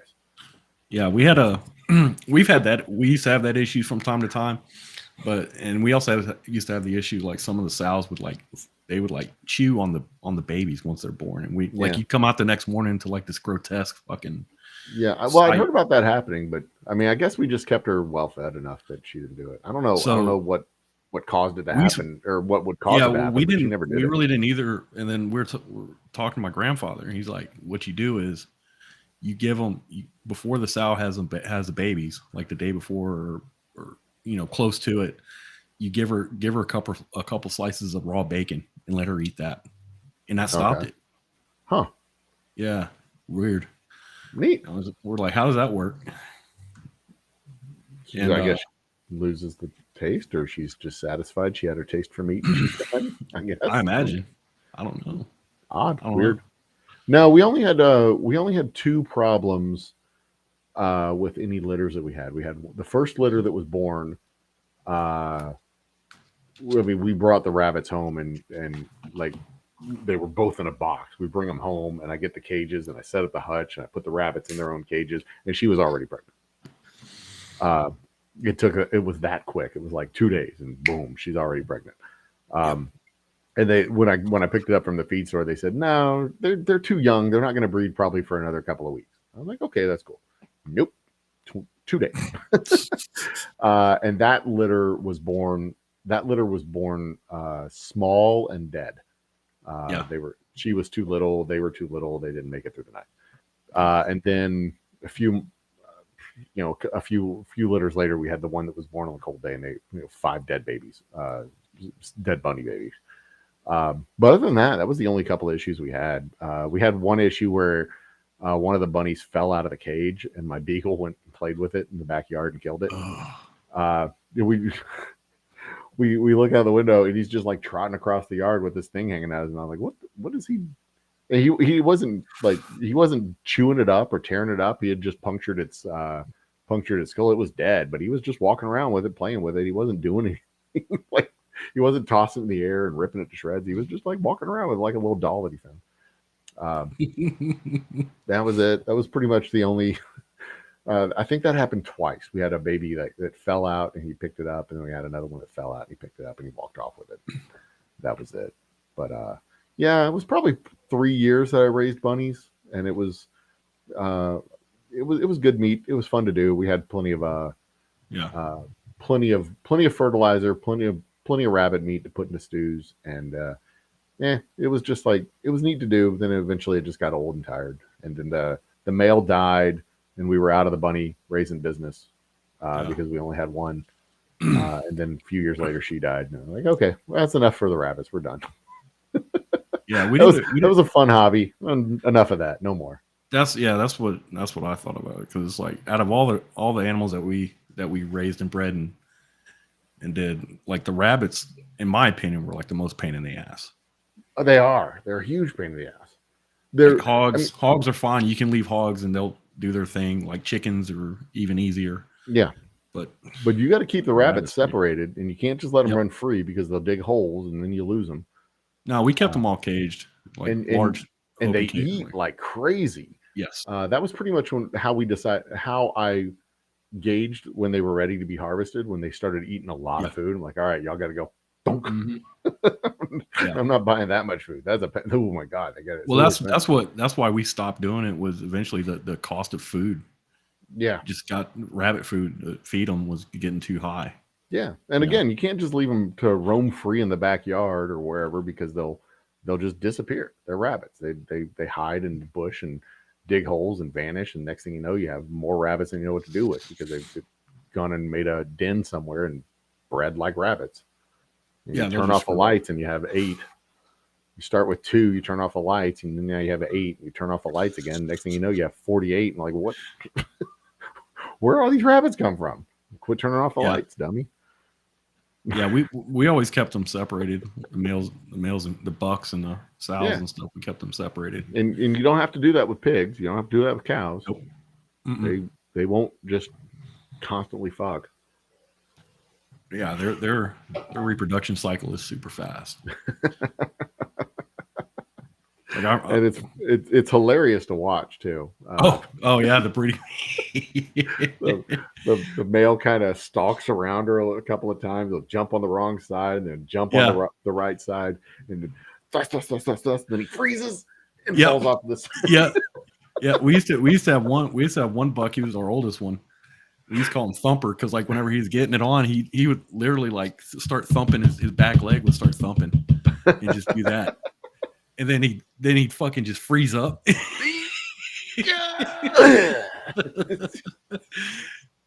And first time I saw that, I asked my dad, like, is he okay? Did he die? He's like, no, you'll understand one day, son. I've never seen it. And then I saw him, and then he just fell in his cage, and then about half a minute later, he popped back up. I'm like, that's the craziest thing in the world. He jumps up, pulls out a cigarette. Oh yeah, it was as good for you as it was for me. Get him out of here. Did you finish, baby?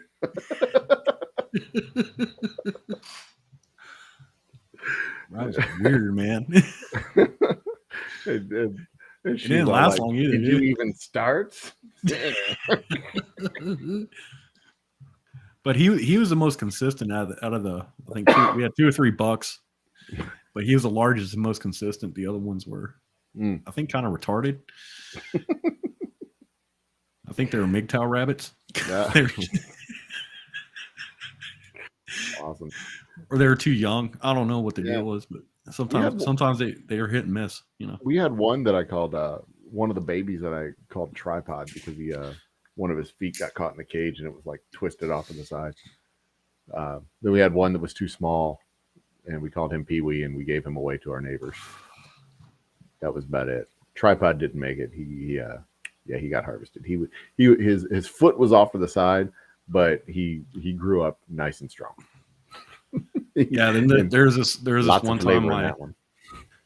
one time my youngest brother, he thought, I mean, he didn't mean to, but we had a litter of rabbits, baby rabbits, and he went out there one afternoon after school with a bag of carrots. Wow. Just a bag, and started feeding the carrots to the babies, and he killed them. Oh. They died. Yeah. Too much food, or just not too much? I don't know. My dad was like, because they basically died of dysentery.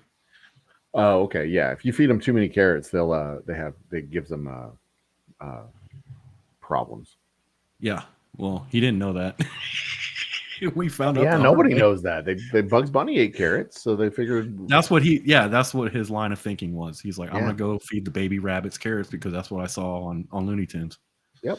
And that's what he did. He didn't bother to wash the carrots or anything. He just gave the carrots to the rabbits.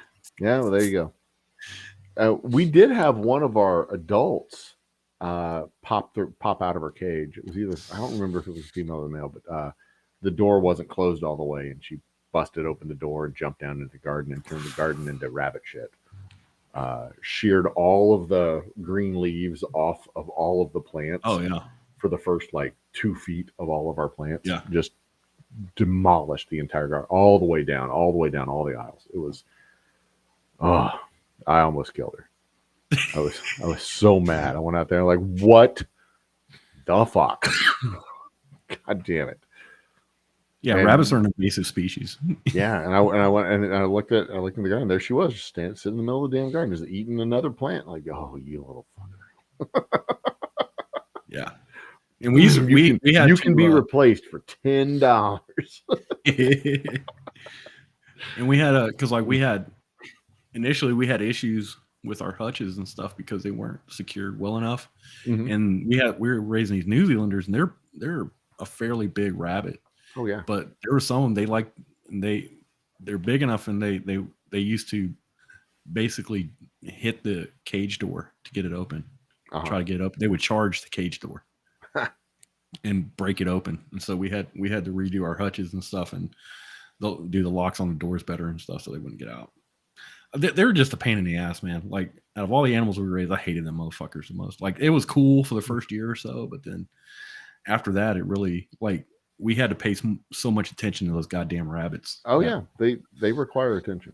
That is what. Like, and then the harvest is intensive, because there's 8 of them that you do at a time, at least if you do one. For me, it was 1 litter at a time, so it was like 6 to 8 at a time that I would have to harvest, and it's just it just wears at you after a while. Yeah, because like the first time we harvested, clubbing 8 little bunnies. Yeah, if you don't club them, well, if you don't, and the thing is, like, if you don't club them right, they let out this high squeal that's like blood curdling. Oh like yeah, my baby brother, dude, we were doing in the backyard. We're butchering them, and like my dad didn't hit. There's one who my dad didn't hit right on the head, and it was screaming, and my little brother just, because we're all standing there. My little brother just breaks out crying, dude, just runs inside the house. We didn't see him for like 2 hours. It was just, I would use I would use a neck ringer. I think the first batch I did use the 2x4, which is a good old fashioned 2x4 method. Yeah. And the first couple of them I did just bunk with the 2x4, but then after that I just use a ringer. I just pulled the feet and stretched the neck, and it worked out okay. But I remember one time there was this. I think it was the second batch that I was processing. Everybody had gone off, and it was just me taking care of sending the rabbits to the farm. And I had skinned this one rabbit, and I had it hanging on the wall so I could rinse it off. So what I would do is I'd tie the feet, and I'd skin it, and I'd hang it up on a peg so I could just like spray, get the guts out and spray it off. Yeah. And I did this. I sheathed it, cut off the head, gutted it, pulled out the guts, and I'm spraying it down with the hose, and it started twitching. Oh. and this hadn't happened. This didn't happen with the previous batch. This was the first time it was happening. I'm spraying it off, and it's twitching. And my first thought was, "Oh my God, is it not dead?" Like, its head is off. It's all like down there, and like the cavities and everything. And my first thought was, "Oh my God, is it not dead? I got to kill this thing." That freaked me out, and it took me a minute to recover. Just the thought that I was hosing off a rabbit that was still alive, and I was just like, that is unsettling, man. Yeah, it's a little bit unsettling when you see it for the first time. It's a little bit unsettling. And the thing is, this wasn't the first rabbit, so like if it was the first rabbit that was doing that, I'd be like, okay, got that out of my system, good. But this was like at least the second batch, and it was very unsettling. But right, because I mean, you don't feel pain. Yeah, you want it to be quick and painless. You don't want to be sitting there with their meat exposed to the sun. Yeah. Getting cold water splashed. That's just cruel. Yeah. This rabbit was very dead. But still, I mean, look at it, just like, whoa. Oh. Got some bad dreams tonight. Yeah. So anyway, this is a kid show.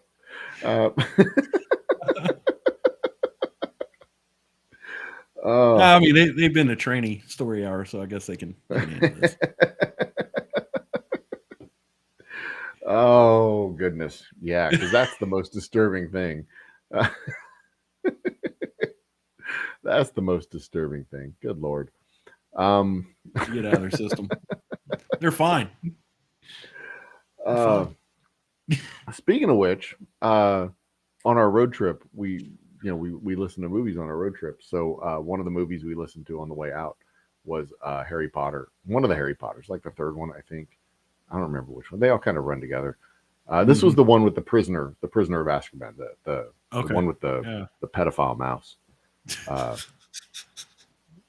The dude was a rat for this family, and he was in this kid's room when the kid was growing up from like 7 to 14. That poor dude, as a rat, saw stuff. He's scarred.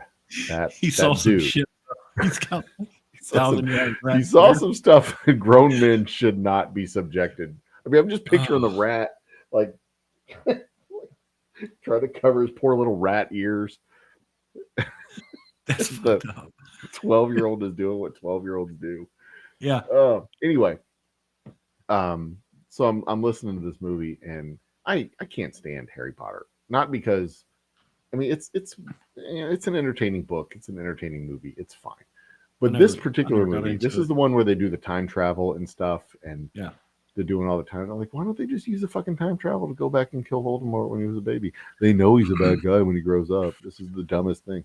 But like one of the most annoying things about the Harry Potter series in general, that annoys me, and magic stuff, magic movies and magic stuff in general, is that it's just like there's no rules. It's just like we want this thing to happen, so magic. Yeah. That's it. We need to go from here to there. Magic us there. It's a plot device. There's no. The only constraint is that they just don't want to do it. Yeah, that's it. Like they have to save this stupid Buckbeak thing. Why don't you just magic it to somewhere else? Poof, it's gone. You've magicked it. It's done. Like it's safe. Wherever it is, it's safe. You just gone. Well, you. So anyway, that's why I don't like Harry Potter. I don't know. Well, it's just weird. It's like, but I guess if you read it in drag, it's fine. It's probably better if you do. Whatever. It's probably better if you do, bro. Yeah. Yeah. I didn't get into the Harry Potter. I watched like the first couple movies. Yeah. I've watched all of them. My kids love it. My wife loves it. I've watched them all except for the last two. I keep falling asleep in the last two. So, I mean. The first, I don't know, what is there, 6? The first 4 are fine. The last 2, I just can't stay awake through the last 2. They're slow. It's like the worst high school. Yeah. They have a whole war where the whole high school gets like bombarded with fireballs and magicians doing shit. These kids don't learn math. No. They're not taking English classes. They're not taking history classes. They're taking defense against the dark arts, but they don't know how to do algebra. These kids absolutely don't. These kids could not bank shot a fireball off a wall to their enemy because they don't know interior geometry. And they don't know geometry. They don't know any of that shit. They certainly don't know that the three angles of a triangle equal 180 degrees. So they certainly won't be able to triangulate the little fireball off the billiards table to get their bad guy around the corner. They can't do it. They're a bunch of dumb idiots. So, well, they had, and then they had like the Wizarding Academy, whatever. Yeah, read a book. It was just like the whole series, like the first couple of movies for me. It's just like it really because it messes with your suspension of disbelief. Oh yeah, I mean they keep asking you to do one more thing, and then they bring in this thing, and it's just like, oh, I mean, look, I mean, I'm willing to accept. And it's like all the adults were incompetent. Yeah. I mean, I'm willing to accept, the wizarding. I'm willing to accept the magic. I'm willing to accept the dark phantom ghost that sucked the spirit out of his guts or whatever. But now, you're asking me to just accept that there's a flying car and nobody notices. I mean, yeah, come on, man. Because magic, really, bro. Muggles can't see that stuff. Magic. Come on. The Muggles can't see it, so it's cool, bro. And how the hell are you gonna sit there and let like a 13-year-old boy fight a damn basilisk, this big ass snake with inside the school, and like you don't do anything, like you don't send in reinforcements, like you just let these kids wander around the damn place. Yeah, fighting worst school. I would never let my kids I would so homeschool my kid. No, we're gonna do the wizarding shit here. And also, here's a history book. Yeah. God, learn some math. Here's intro to algebra. Don't worry about the basilisk. You know what you don't have to do when you're homeschooled? You don't have to kill a basilisk. Yeah. You just you're not gonna have mermaids trying to kill you in some cup. Oh, I mean, yeah. Here's a Inter Wizarding Academy wolves. cup to competition cup, and you might die. Could you imagine doing a UIL track meet, a Region 19 UIL track meet over here at Humble High School, and everybody getting together and going, oh, ladies and gentlemen, thank you for coming. We have 6 of the best high schools from the Region 19 area. Some of you may not get out of here alive. Just so you know, you're taking your life into your own hands when you go into the steeplechase. There are crocodiles. Sign the release. We have a sniper up here at the press box. Just so you know, some of you aren't going to make it home. Well, hell, it's like but may the odds ever be in your favor. Good luck. Right. It's like the amount of child abuse that went on inside that school. It's like the first movie they were riding around on freaking flying brooms. Yeah, trying to catch this little golf ball, this golden golf ball at like 100 miles an hour and minimal, and no helmets or nothing. 2 days before, they're like, "Let me teach you how to use a broom." Yeah, like, okay, you're levitating. Good job. The competition's on Friday. Good luck.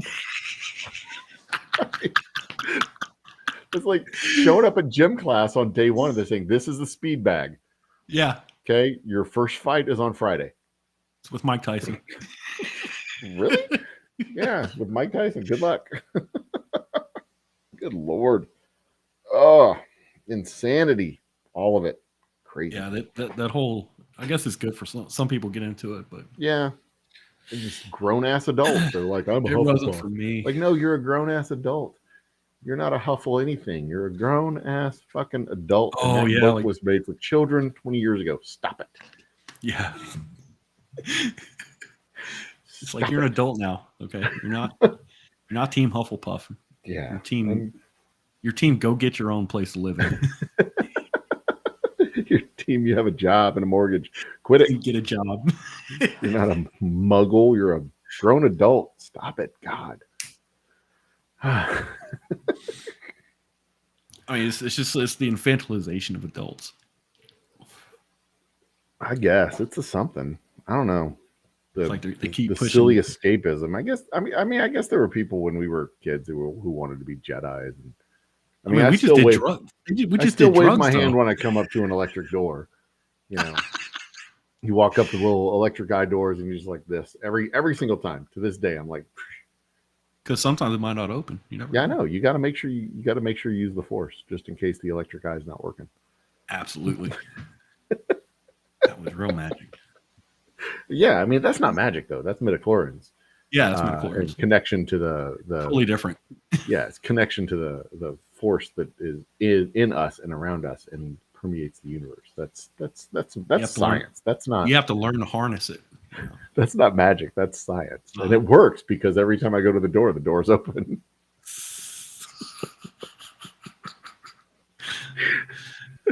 It is reliable, but you know how many times Leviosa has worked? 0. I have never once Leviosa anything. And how do you have spells that kill people, but you don't have spells that bring them back to life? See, I don't understand that.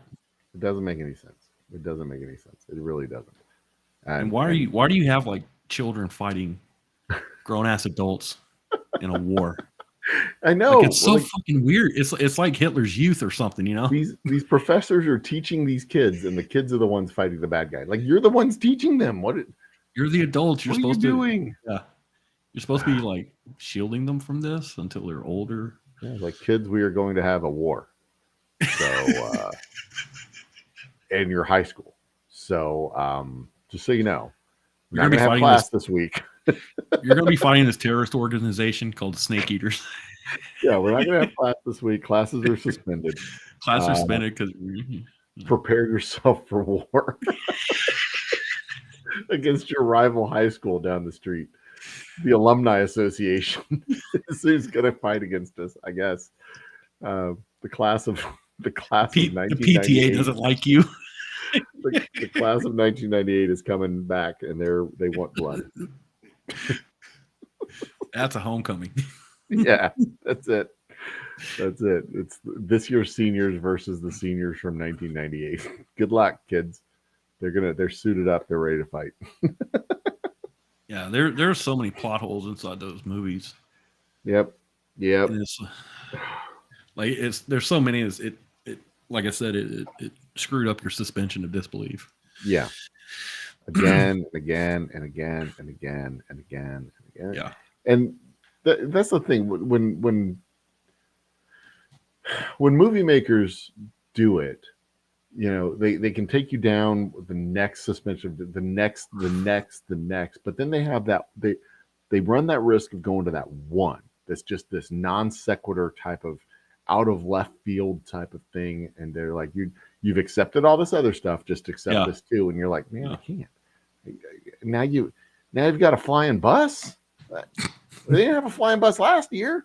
What is going on? What happened? Yeah, because they were running into the walls. Yeah, what happened to the train? Now you got a cab and a bus and a magical Uber now. It's like, what is going on here? Why wasn't this done earlier? Yeah, why can't you just do this? It's like with Lord of the Rings, where they're jumping into fireplaces. Like they're jumping into fireplaces to transport. I'm like, why didn't y'all have this earlier? Yeah, it's just magic. It's just you go from here to there, and you can do anything whenever you want, just whenever. We didn't think about it 5 years ago, so we're doing it now. Like, so frustrating. You can tell a woman wrote these books. They don't make any fucking sense.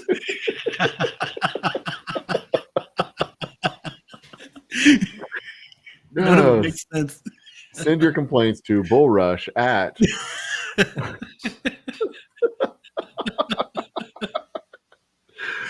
We have a post office box set up in the home office in Minneapolis, Minnesota. P.O. Box 0 fucks given it. That is correct. But yeah, you're right. You can tell a woman wrote them. But I would like to get done better. I like Lord of the Rings. That was better though. Yeah, I mean that's very old. But talk about a long fucking movie that has a bunch of plot holes. Yeah. Well, yeah.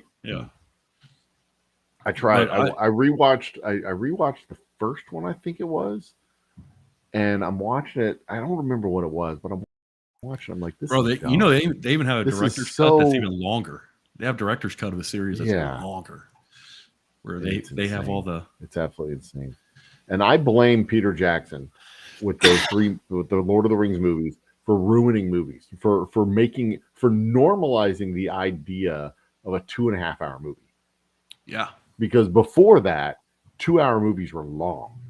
Most movies were 90 minutes. The producers and directors. Die Hard, Lethal Weapon. 90 minutes to tell a story. They told a 90-minute story. Done. Yeah. Finished. You could do it. Done. But now they have 2.5 hours, trilogies of,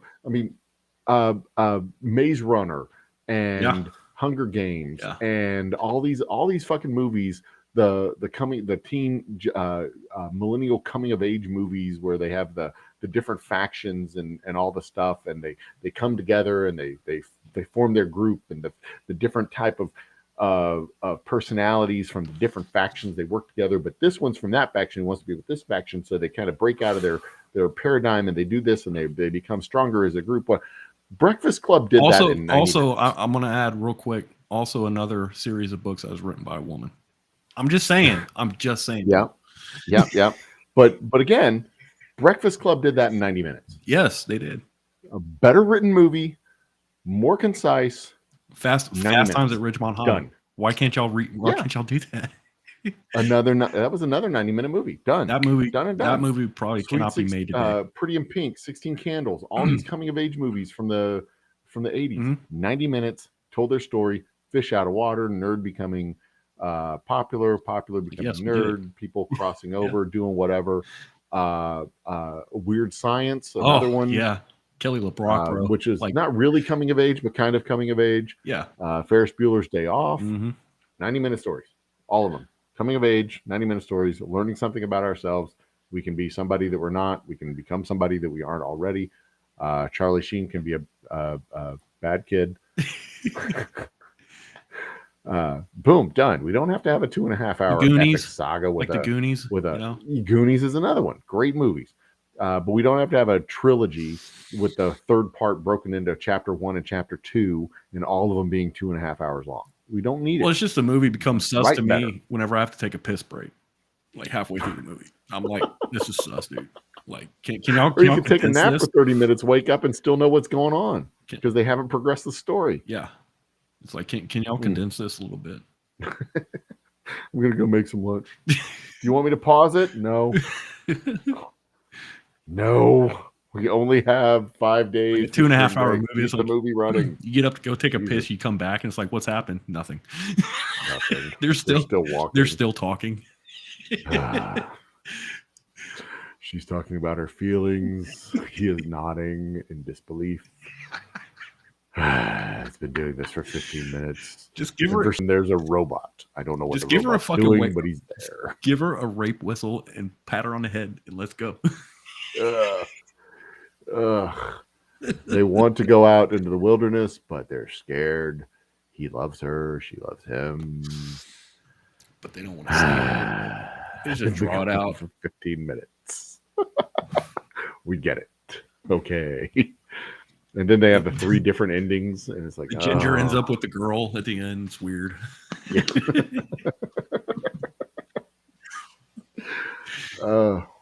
I don't remember. There was a movie we watched the other night that had like 2 or 3 different endings. It was like, this would be a really good place to end the movie, and we checked to see, and there's like 20 minutes left. Like, what the? Wow. What is going on? Like The Hobbit was one of those movies, but not Lord of the Rings. Lord of the Rings didn't have 3 endings. I don't remember what movie it was. Might have been Hunger Games, where they had the ending. Had 3 of them. Yeah, well, they had 3 different movies, but the first episode of Hunger Games, the first movie of Hunger Games, when they do the berries, and it should have ended there, but it didn't. Yes. And then they go on to the next part, and it should have ended there, but they didn't. And then the game master gets killed, or gets locked in the room with the berries, and it should have ended there, but it didn't. And it's just like, Jesus, when are you going to run the credits already? God, these could have been credit scenes. I think those movies were directed by a woman too. It just goes on and on and on. And another thing, like, damn it, are we not done arguing? Yeah, I'm not done arguing until I'm done arguing. And another thing, Jesus Christ, I'm sorry again. God, how many times do I have to say I'm sorry to shut you up? What do I need to do? Well, can't you just give me the silent treatment, like, please? Life was so good when you weren't talking. Oh, God! I loved it when you would ignore me. So there was this one argument in particular that I got in with my lovely wife because she said, as you do. Yeah, she this was years ago too, and she had said something, and she was talking to me, and I wasn't really engaging in the conversation because I was like, wasn't in the mood to talk.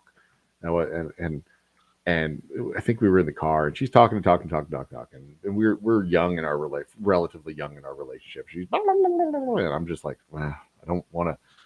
And I look over at her, and in the most polite and engaging way that one can say this, I say, you haven't gone 5 minutes without saying anything. You've kept talking the entire time we've been in the car. She said, 5 minutes, huh? I'll show you. I'm like, okay. So this is where the argument. This is not where the argument started, but this is what started the argument. Because she goes like 5 minutes, and then she goes another 5 minutes, and then she goes another 5 minutes, and then she looks at me and she says, "Are you going to tell me that it's been 15 minutes?" I'm like, no, I've been enjoying the radio and enjoying it. She's like, you don't want to talk to me? I'm like, shit. Well, I guess we're going to have an argument. And when you say that generally starts a really good argument. Yeah. But now, now we've been married forever, and we can look back and laugh at stuff like that. But yeah. We also know that there's just times when I'm cranky or she's cranky, and one of us will say, "So I guess we're just going to have an argument today." You schedule them now. It's like things are going great, but I guess you're just going to be mad. We're going to have an argument. Like, let's get it out of our system. Let's go. And God's honest truth, the last time we had a fight, whatever, she was under some stress. Her dad was doing some stuff, and we were all under a lot of stress. And the fuse was lit. The keg went off. She's fighting. I'm fighting. We're yelling at each other. And I finally came to the point where, like, this is stupid. I'm not mad. I'm just fighting because you were mad at me, and I'm just responding to you. And I went over to her. I went, I've got your nose. Now what are you going to do?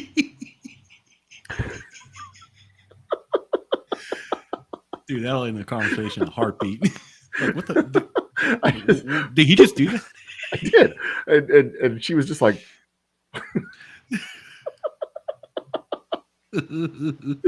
I don't recommend this to people, by the way. This is one of those things where you like, snake handling, you're taking your life in your own hands. Yeah. Wrestling an alligator, fighting a bear, riding a crocodile, whatever you want to call it. This was a risky maneuver. And it had the You're taking your life in your own hands, bro.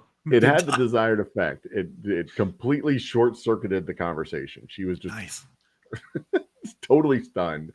I'm gonna write that shit down. And I like, yeah, I got it. What are you gonna do? And she's like, completely speechless, just stomped off. I'm like, well, I'm not giving it back to you if you're gonna be in the other room. Wow. And completely defuse the situation, and she comes stomping back in there, and she's still. You want your nose back now? Like, would you like to talk about what's really going on? Why you're stressed out? Why I'm stressed out? Like, you want to like talk about what's really going on, or do we just want to continue to fight about stupid nonsense? It's like, that depends. Do you want your nose back? and she, that's when everything like starts to flood. Like all the dam breaks and everything starts to flood out. I'm like, would you like your nose back? She's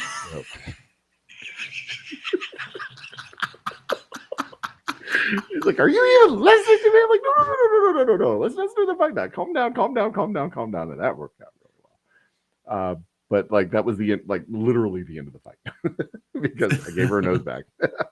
That was masterful. But other great techniques for ending the fight is just like stripping naked in the middle of a fight. Like, absolutely. That she's mad, you're done fighting. You're just like, all right.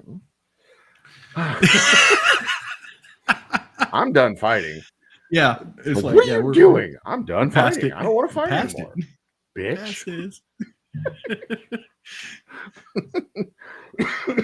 You can't argue with me when I'm naked. That's right. You never argue with a naked man. You just don't. That's like the motto of Florida, isn't it? The state motto of Florida. Don't argue a motto with pretty much man. Anywhere. Never argue with a naked man. Especially doing a helicopter, you just walk away, bro.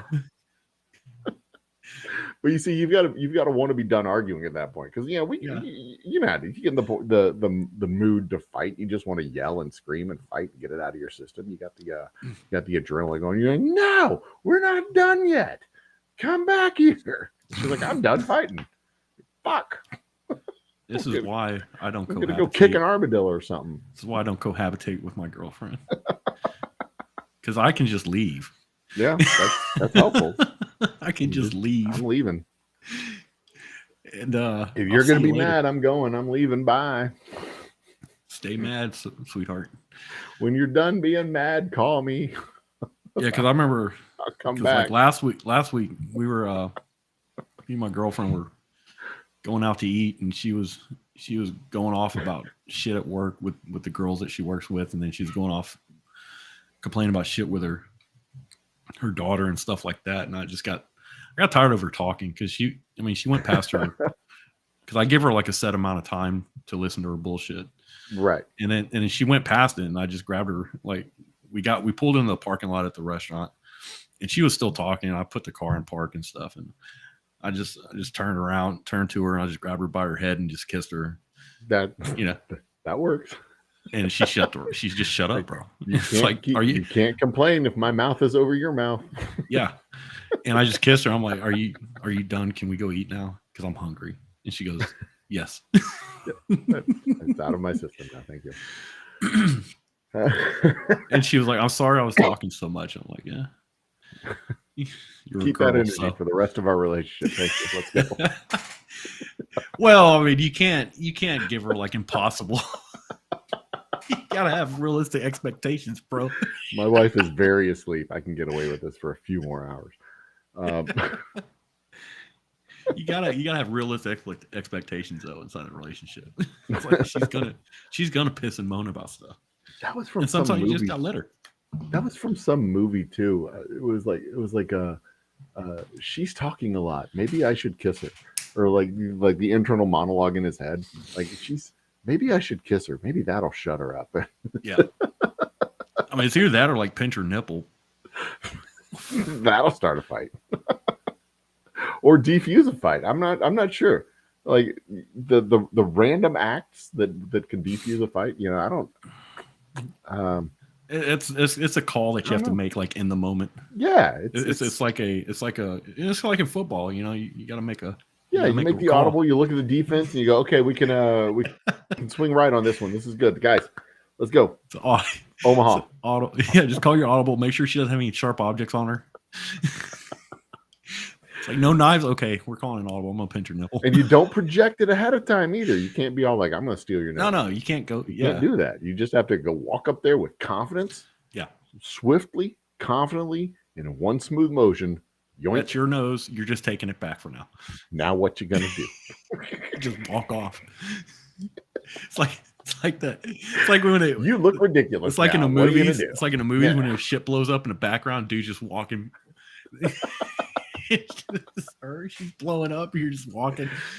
That is it. You don't give a damn. It's my nose now. Nah. Now what you gonna do? I tossed it in the lake. Some duck's gonna eat it. Hell with that, dude. I've got a cork. You can have a cork back. Yeah. It's gonna be your nose from now on, lady. A cork for you have to put it in your pocket and carry it around. I am so surprised that I've lived this long. Yeah, me too. Yeah, I called up. So a few months back, I accidentally called my girlfriend by my ex-wife's name. Ooh, that's and I didn't even realize it. Like I didn't mean to, you know. I didn't mean to. And she was just. Was it during sex? Right after. Right after. Oh. Right after, bro. Like we were laying in bed still, naked. Ouch. Yeah. And we were talking and stuff, and she just went quiet. And I'm like, "Are you okay?" She goes, Do you know what you just said? I'm like, no. She's like, you just called me by your ex-wife's name. I'm like, oh. Like my face. I could feel my face go, oh shit. All the blood rushes out of your face. It did. Like, so I told her, I'm like, such a horrible feeling. Too. Oh, you feel the blood rush out of your face, and you've been busted. Yeah, cold sweat, dude. Just immediately, everything goes down. Yeah, everything went down. There was shrinkage, cold sweat. I'm like, oh. Well, you survived the encounter. So, I did. You know. Well, that's because the knives were inside the car. That's good. Yeah. My handgun was on my side of the bed. Yeah, she'd had to go over you and into the nightstand to get the handgun. Yeah. Right. Yeah. My handgun was in its. You can't have one on her side. No. Of the bed. What's she no. Defend the house. Whatever. She's a girl. No, she's a girl. What's she gonna do? She's a liability at this point. That's not ladies' work. There's a vacuum cleaner over there, but not a handgun. What are you, crazy? Well, her hands are too small. How's she gonna hold the handgun? She's gonna pop out of her hand like a Tic Tac and just fucking roll on the floor. Oh Lord. Yeah, my my sons were off at church camp this weekend, and my boys come back this afternoon. My oldest says, "So what'd y'all do this weekend?" My wife's sitting on the couch next to me. I said, "So Oh, not much. We watched a couple of movies, had some ice cream. I went and got a new dishwasher, and my mom said she could, or my wife said your mom said she can't live here, so I had to tell Laura to leave. And my wife looks over and she's like, "What the fuck are you talking?" Like, yeah, when I got that new dishwasher, and you said I can't have a new girlfriend. She said that never happened. That never happened. She tells us that never happened. Like she had to tell him. I do that stuff like what you're doing there. That's like really. A lot of guys are too scared to do shit like that. Just gaslight their old lady. Like I live for it. Like a couple weeks ago, I turned my girlfriend was like, "You okay, baby? What's wrong?" I'm like, "Yeah, I'm all right. I'm just trying to figure out why you don't love me anymore." Oh shit. See, there's gaslighting, and then there's whatever that shit is. That's like not gas. That's the other thing. I don't know what it's called, but when you make stuff up and tell them that something that didn't happen did happen, versus making something up and telling them something did happen didn't happen. This is the opposite. Yeah, we went out and we picked up that chick. Yeah, that never happened. Shut up, you idiot. Oh Lord, it's like remember that one time we were drinking margaritas and you said you want to bring a girl into the relationship just for a little bit. That's gaslighting. No, it's like you probably don't remember because you're pretty drunk. Yeah. Remember when you got drunk? Yeah.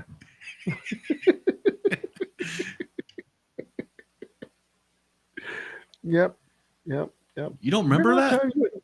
You remember that time you went and got a colonoscopy and you came home and said that we could play doctor? What's up, baby? Jesus. What's up, baby? You telling me he didn't even buy you a glass of wine? What? So what you're saying is I don't have to buy you a glass of wine? Well, let's go, baby. What's up? Then she's gonna flip. She's gonna flip that on you and be like, "You remember that one time you were drunk? You wanted me to give you a prostate exam?"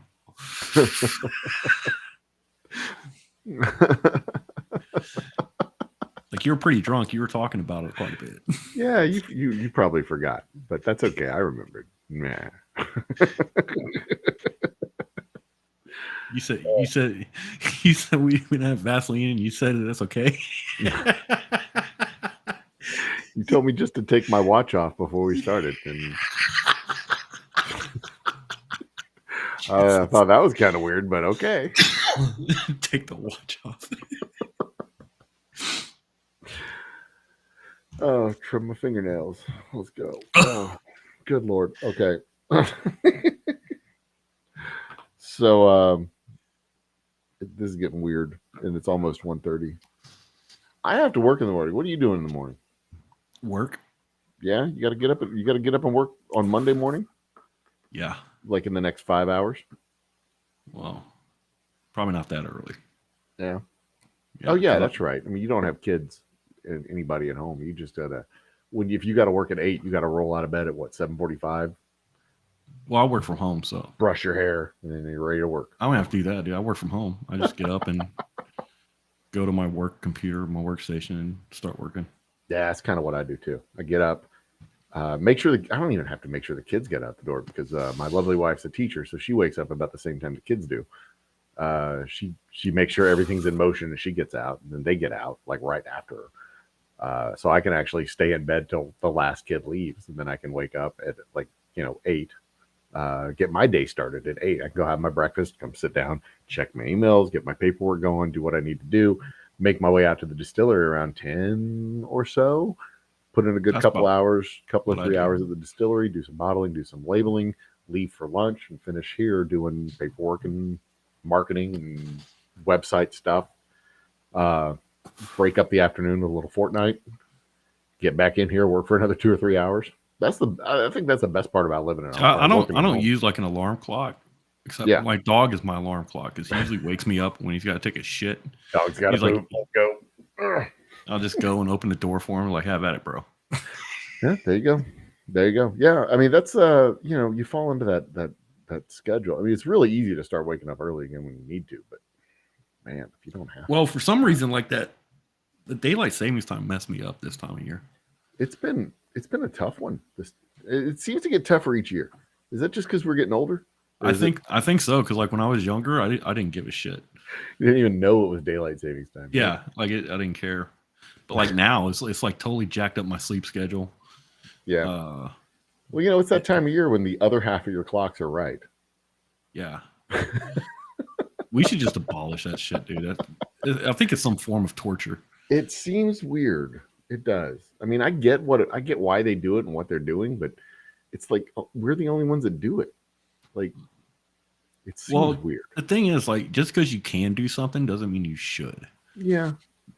I mean, I'm down with that, but again, it's just I mean, it's like aligning your workday with the sunrise and sunset of like, yeah, maybe we should just knock off a couple hours early. make the workday a little bit shorter, maybe. Yeah, I'm down with that.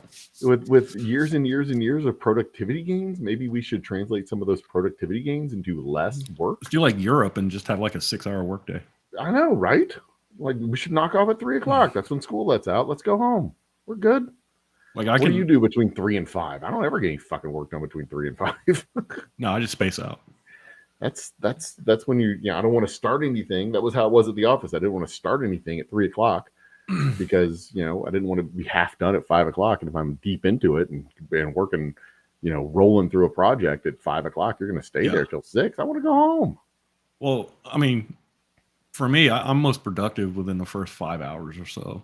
Yeah, most folks are. I get the most shit done in the first 5 hours because I'm going. I have energy, and then after that, it's a steep decline. Yeah, that's how I usually was. I'd get into the office, get everything organized for the day, answer phone calls, check messages, send emails, whatever. And then right around 9:30, 10 o'clock, I'd settle into a project or whatever it was that I was working on. And man, you just get going, you get into that zone. Right, you got to be reminded to eat lunch, and then you roll through 2-3 o'clock. You're pretty much done. And your workday's over. I mean, the rest of it's just socializing and fucking around and doing nothing. You either need to do that or like have nap time. Oh, God, that would be awesome. I mean, you don't have to socialize with your coworkers every day. Nah, but that's one of the best things about working at home is I miss the interaction with other people, but I really like to be able to break up my workday. I'm doing stuff, and then I can stop and go eat lunch and sit down, watch a movie, play some Fortnite, get back up, go into the office, do some work. You can. And you're fresher. You don't have to work like 8 solid hours. You can break it up and do nothing for a couple of hours, and go back and get to work. Yeah. I mean, I've probably worked longer days, but it's instead of a 8 or 9 hour day, it's probably a 10 or 12 hour day, but it's not 10 or 12 solid straight hours. It's 3, 2, 3, 2, whatever. Well, for me, it's like you work from home, you have like a substantial increase in emails, but you can ignore those. Oh yeah, exactly. It's like, I'll get to them when I get to them. I'll get to them, yeah. And you send the email at 2 a.m. just to show that you're working at 2 a.m. and then like, you're working at 2 a.m. That's fucking awesome. Like, now I just woke up just to hit send. Now you can I think on Microsoft email, you can just send it. You can schedule to send emails, and that's scheduled nice. Send. When you discover that feature in Microsoft that is awesome. Outlook. Oh baby. Yeah. Now you have to open for it to be able to do that, but you can definitely schedule a send. It won't if you close it used to be, I don't know if it still is, but if you schedule it to send and you close the program, it won't send it until you reopen the program. No, they don't have it anymore. You can close the program. Yeah, they fixed it. You can close the program. I guess that was back when the software was on the computer. Now everything's up in the cloud. So everything's up in the cloud now. Yeah, awesome. So now you don't have to worry about it. It just sends it. You can be asleep. You can be taking a nap. I can be send that shit, and it looks like you're working. This is Homer Simpson with the little bird on the tab key in real life. I can send my emails all hours of the night. They're like, what's he doing? And my bird hits the any key. I thought I was ordering a tab. Wouldn't it be cool if like the idea for doing that came from The Simpsons? Like, or like, I think Homer's onto something. Yeah, let's see if we can do this. Get a team on it. People over at Microsoft was like, all right, we need a team. Yeah, scheduled emails. This will be easy. We can knock this out in 3 days. But let's do it in 5. Right? We can knock it out in 3, but let's do it in 5. And let's see if we can add a whole bunch of useless code to it. Yeah. Okay. Deal. We have to add useless code to take it out later in updates. Talk about planned obsolescence. And 2 major security flaws that nobody's going to know about for 5 years. Okay? We good? We good? A huge, like just a wide open back door. That's what she said. Right on, Bill. That's Bill. He's the that's what she said guy. Always gotta have Bill. Thanks, Bill. Good to have you here, man. HR hates him. But they can't do anything about it because like he's been here forever, and he helped write the HR code. So it's not like they can do anything about it. Bill's just a legacy, and we're gonna keep Bill around forever. Thanks, Bill. Cheers, Bill. Be indispensable. Yeah. He knows all about the back doors. Yeah.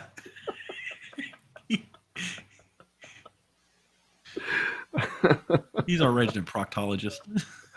Oh, Lord. Bill at Microsoft. Man. I think I must have retired in like 2009, I think. Since we're making up characters who work at Microsoft. Because he wrote the code for the software for the paychecks. Yeah, he wrote the code and he just left it there. And then 2009, he retired. He came back as a contractor a couple of times, but yeah, he was just. That's what I did. Like that's what I'm doing now because I'm doing contract coding for hospitals.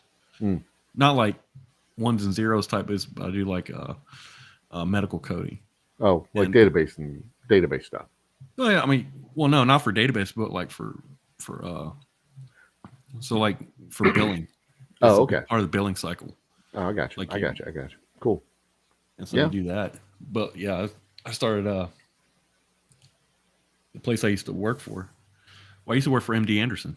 I was a coder for them, inpatient coder.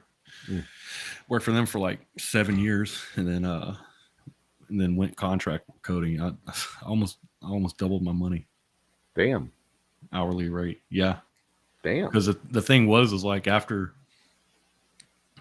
the COVID lockdowns and shit, a lot of the medical coders, like the older medical coders, they stopped working and they retired. So now, yeah, and so finding someone that's got more than a few years of coding experience right now, if you can find them, especially for an inpatient settings, it's hard to find, especially if you know how to do cancer coding, because it's complex, or it can be complex. If you have that under your belt, like you can pretty much name your price. That's awesome. Yeah. So I was like, and I even had the girl that my recruiter for the company I work for now, she asked me, because we get assigned like different hospitals and facilities and stuff. She's like, if you were to ever, she asked me early on if I would consider working for a facility again, like they would if they wanted to hire me on at their facility. I'm like, like showing up in the morning in the office and working. Well, no, not in the office, because like the current contract my current contract is with Ohio State University, Wexner. Oh, okay. And so it'd be kind of hard for me to show up over there. Yeah, it would be kind of hard for you to show up. But I'm a contractor. Like they could hire me on as one of their staff. And she was like, well, would you consider something like that? I'm like, I don't know, man, because like I make a lot more money right now. It's just. Yeah, you could take multiple contracts at the same time, couldn't you? Conceivably. Possibly, yeah. Yeah. That's what work I want to do. Jeez. I'm sure, but I mean, theoretically, if the contracts were similar, you could just copy and paste, right? Yes. Theoretically. If Not that anyone would do that. Not that anyone would do that. Right. Okay. Yeah. If I want to be a tryhard, yeah. I checked everybody here, and like nobody would do that. But I suspect there's at least one person in the room that would do that. I just want to be. That's what she said, guy. That's what I aspire to. Well, you can be that guy in your office. Yeah. Easily. I text my girlfriend, like that's what she said. Easily. I sexually harassed my girlfriend throughout the day at her job. Speaking of harassing your girlfriend every day at the job, Nick Nepper just joined the party. Those two things aren't correlated, but they are coincidental. Cheers, Nick. Welcome to the party. It is 1:33, so I am putting a 27-minute timer on this so I can get to bed sometime this morning, so I can get up and work in the morning. I've actually got some interesting stuff coming out of the distillery in the next month. My roadshow starts in April, but I'm also going to be. I've started the drumbeat of the marketing push for our 72-hour blackout Boomtown Bourbon. I'm sure you've seen the pictures on Twitter. Yeah, and I've kept them very dark and cloaked. Re-released the story that we did with ABC 13, the local story. Is what you've been doing. But that's exactly it. And the pictures are going to get less and less and less dark as we do the label reveal, because it's a special limited edition label as more information comes out. I hate you for it. I really do. That's it. It is what I'm doing. That is 100% right. So the information's trickling out little by little by little, kind of like how they did the electricity in February of 2020 or 2021. Yeah, I suppose. Yeah, February 2021. Just a couple hours a day. Not nice. It's going to cost you. Just enough time to charge your phone. Yeah, that's basically what it was. You could charge your phone and heat up your house, run your furnace, charge up your phone, charge up your computer, and sit tight. But it wouldn't matter because you didn't have cell coverage anyway, because those froze. Yeah. Those run on electricity, shockingly. So yeah, but you got to play Candy Crush. Though. You don't have Wi-Fi. You don't have cell coverage. You don't have shit. Just you got Candy Crush. Turn on your fireplace and you got Candy Crush. That's it, because it's on your phone. I became a Candy Crush. You can't go master. somewhere where you can get good coverage. You can't do that because the roads are frozen too. So you're just stuck in your house. Fuck you. Yeah. Thanks. Well, I became a Candy Crush master during that time. And if you're one of the people that went outside, like in a coat, to try and get warm and see and have some of the sunshine, well, you just missed the time when the electricity was on. Well, I had my Weber grill in the back, so I had to go fire that thing up. I had steaks inside the freezer. Yeah, I was actually prepared. I had like some water. Food. We cooked on our Coleman, and that's what we did. Well, there you go. But I think I ran out. That wasn't when I ran out of. We had plenty of coffee for the freeze. It was the floods that I ran out of coffee. Shit. When we had the floods a few years before that. But Nick says that Hurricane Ike was pretty fun. We lost power at my house for 14 days after Ike. I had 2 full weeks without power. We had a brand new baby.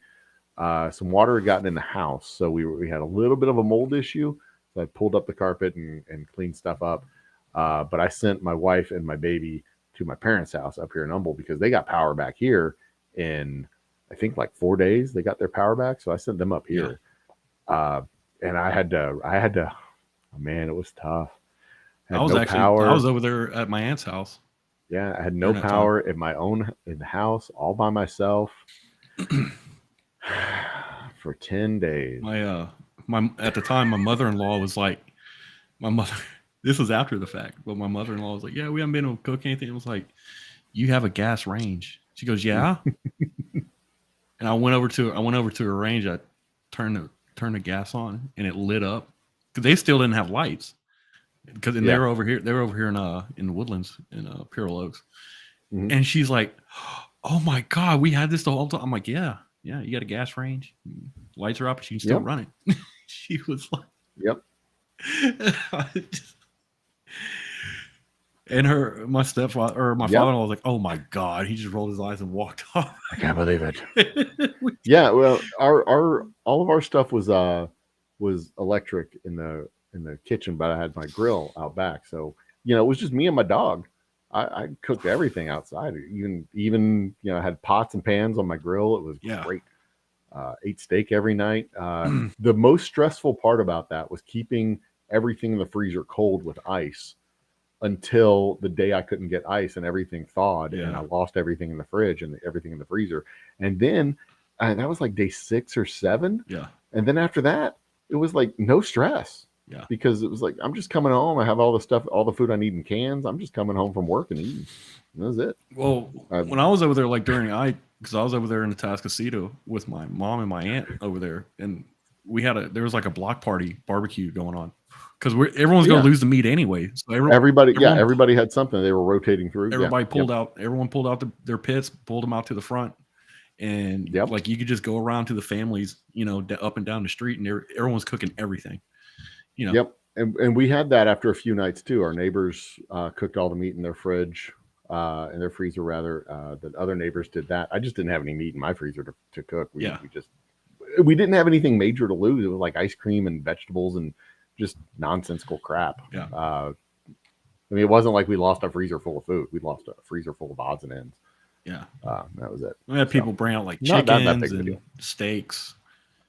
And the weather was nice. The worst part about that 2 weeks, was that our neighbors had a generator, and it was just outside my bedroom window, and they ran that fucking thing all night long.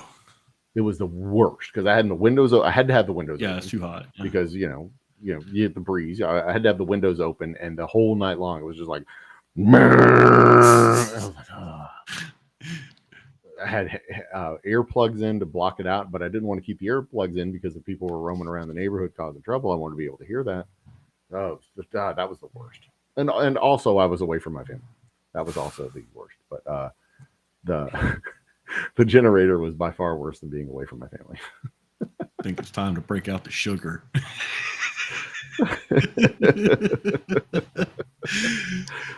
But I kept thinking, like, what do they have that is so important in their freezer that they have to run the generator all night? Yeah, because they're not running their AC off of that thing. Yeah, they can't run the generator during the day, keep their refrigerator cold, and then turn it off at night and let it just coast. They had to run it all night long. Oh, I hated it.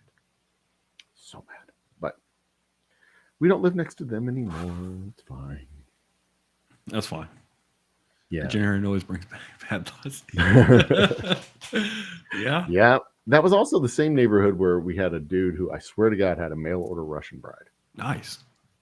We were walking our dog one night in that neighborhood, and she was out trimming, doing yard whatever, trimming trees and whatever. And I swear to God, she was this red-headed Russian, just drop dead, gorgeous, supermodel looking, amazing, gorgeous woman, right? We chat with her for a few minutes. She has the accent and everything, and she barely speaks English, and it's clearly she's not from around these parts. And we're just chatting, and then he comes home and he looks like Danny DeVito, but not like Danny DeVito. Danny DeVito. He looks like Danny DeVito. Yeah. Like if you were a Danny DeVito impersonator. Yeah, that's what he looked like. And I was like, how the fuck did this happen? Well, that's why I used to tell my uncle he did it the hard way. Like he hung like a donkey. I told my uncle he's telling me like he did it the hard way. Like he worked in Russia. He was a project manager for Marathon Oil, and he lived in Russia for like a decade. And he brought back his wife, my aunt now. And so he went on location. Yes, he didn't just order one. He had he went to the source, bro. And she was a ballerina inside the Russian ballet. I don't get my meat from the supermarket. I go and fucking shoot it in the field. That's also how I got my wife. Yeah, that was his second wife. Shot her in the field. Yeah, he wined and dined her and brought her back to America. I think he married her over there. But yeah, she still has the Russian accent, and just this crazy shit that she used to used to tell us about living in Russia, dude. It's like, dude, if ever there's a case against communism, like this was a Soviet Russia. Yeah. Yeah. She passed the transition point from Soviet Russia. Yeah. Wow. And she, like, the shit she would tell us, dude, it's like, oh yeah, I bet. Wow. I mean, I thought communism was bad, but like after listening to her, it took it to a whole nother level. It was like, that's really bad, dude. Like, I don't want that shit here. Like every documentary and every retrospective of the Soviet era is just stunning to me. It's like they put a dude on they put a dude in orbit, rockets and shit. How did they put a dog in orbit? Like, yeah, they put a dog in space. That was the first thing they put into space was a dog. Like, I mean, like, I get it, you know, like they didn't waste all this time on like 3 different laundry detergents. Okay, fine. But you know, it's just yeah, it's just messed up. And you know, I have these talks with I know some people who work in the intelligence office of oil companies. You know, oil companies have these where they like look at global threats and they have their own like little yeah. And I talk to these people about and like the difference in governing styles of countries and companies and stuff. Like there's some countries that have like a corporate governance style, and there's countries that have a civil governance style. Yeah. And it, like Syria, for example, would be one that I would look at and say that's probably more of a corporate governance style where they don't really care about giving services to all their citizens, just like their customers and employees, like the, you know, the stakeholders, the important ones. Then everybody else can fuck off. UAE, Dubai, those places like that. And then, you know, there's the other countries like presumably us and France and Britain and Germany, and they're like all the citizens are participants in the country. We got to like if we're gonna do education, everybody gets educated. If we're gonna do roads, everybody gets roads. That sort of thing. Yeah. Right? Okay. The Soviet Union seemed very much like a corporate governance style, but a corporate governance style with the benefits, but a civic government style with like the services. So like everybody gets soap, right? But you only get one kind of soap. unless you're part of the corporate guys, then y'all get whatever you want. Yeah. You know, it was very much this 2-tiered like the way my uncle it's not drastically different than what it was like under the czars, where you had the peasantry. The way my uncle described it, because like this is back after this is back in when he was working over there back in the 90s and stuff, is whenever he was there. And it's like he was like it was mainly at that point it was a bunch of oligarchs and a mafia.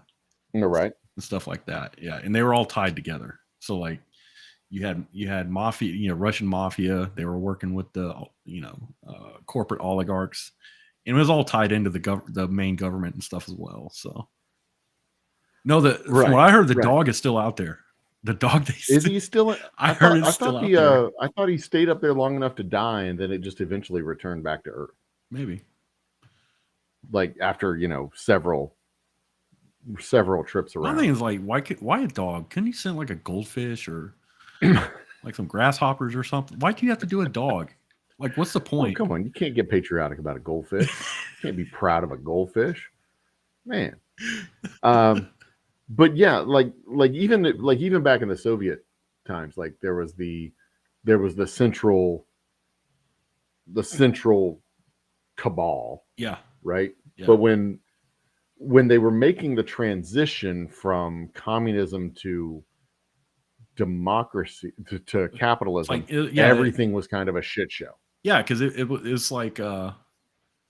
It was moving light. Too slow. Yeah, it was like communism. Yeah, it was moving too slow, and it wasn't very. They just didn't have the structures to do it. No, they didn't have the. They didn't have a free market. Russia was broke by then too. Like the. Yeah. It's not like the way China has done their very, very, very, very, very slow transition of having like half ownership of the company. So the private companies have come in and the government still owns half of it. And theoretically they can make the transition to a full market economy by just they could divesting the government. As I understand it, like the CCP basically owns any and all corporate. They're not going to do it.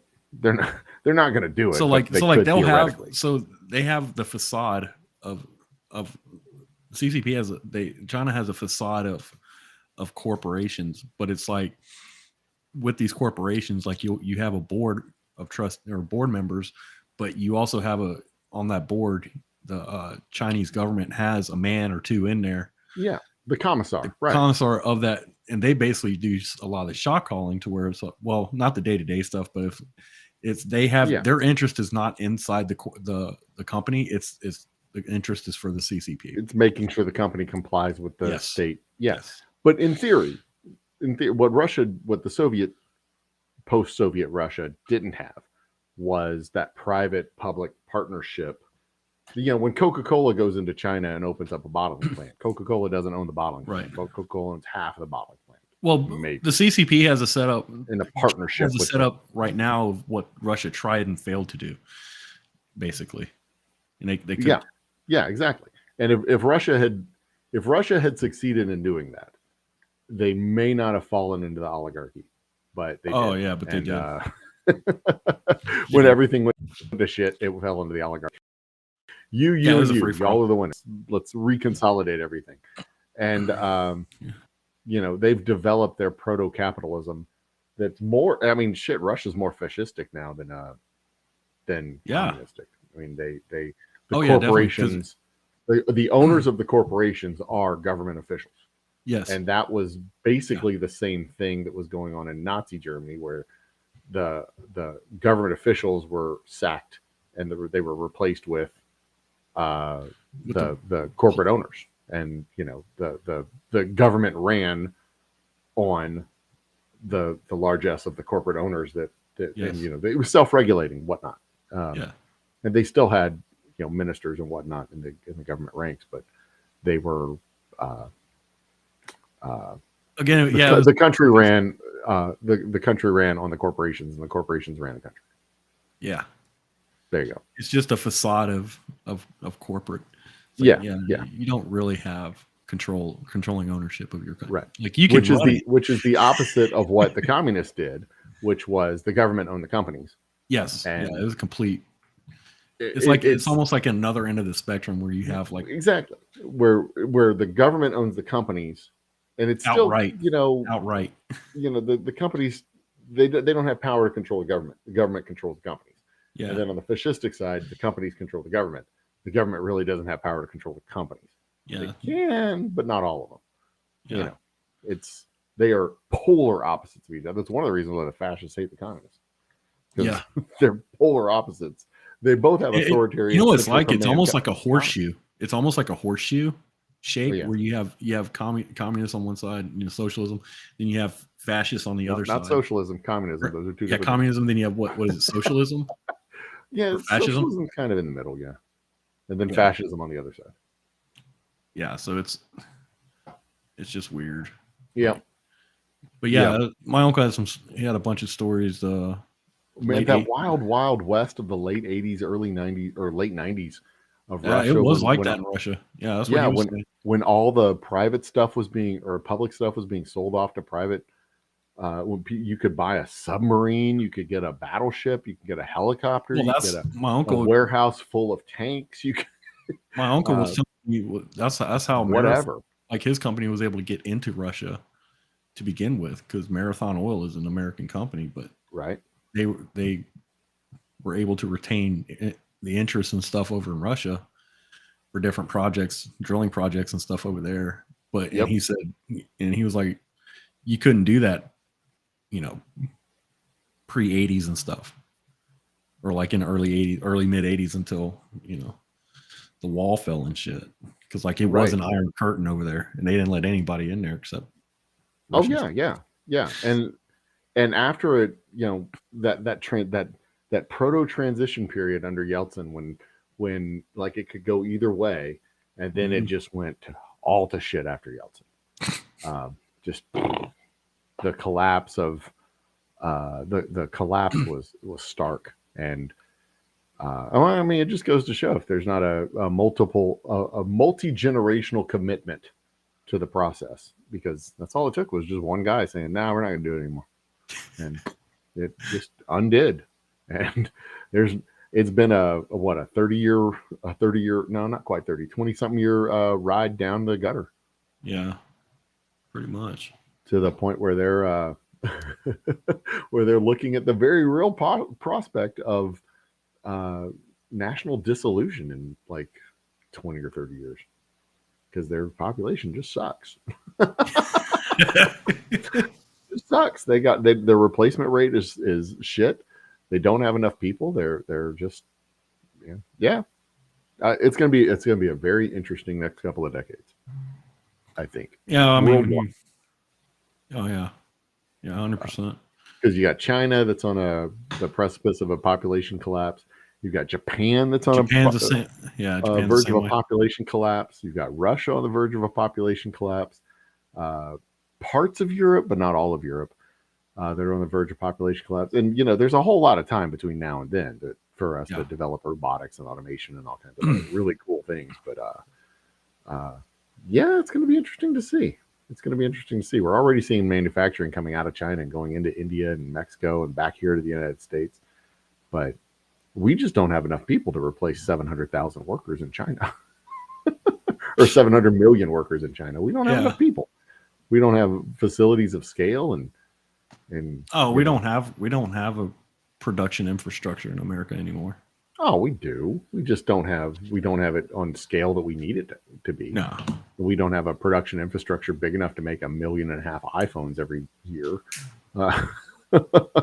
Or however many fucking iPhones they pump out every damn year. And on the other side of that same facility having production facilities for Samsung, and on the other side of that facility having production facilities for Corningware, and we just don't have facilities that are that size to handle the type of manpower that they have or had. Well, also China has they have a slave, like a slavery type system. You can't beat that. No, it's really tough. Really tough to beat that when you got to pay people. It's hard. It's hard to beat that when you got to pay somebody $20 an hour. Yeah, and that's why I say automation and robotics. We're gonna see a lot of that stuff develop over the next 20 years, because we need it to. We need to be able to replace. We need to be able to replace literal slave labor in China, and the way to do automation is really the only way to do that. You don't have to feed robots. You just have to make sure they run, and give them some oil. Give them alcohol. That's what I learned from Futurama. Give them alcohol. Give them alcohol. That's what you do.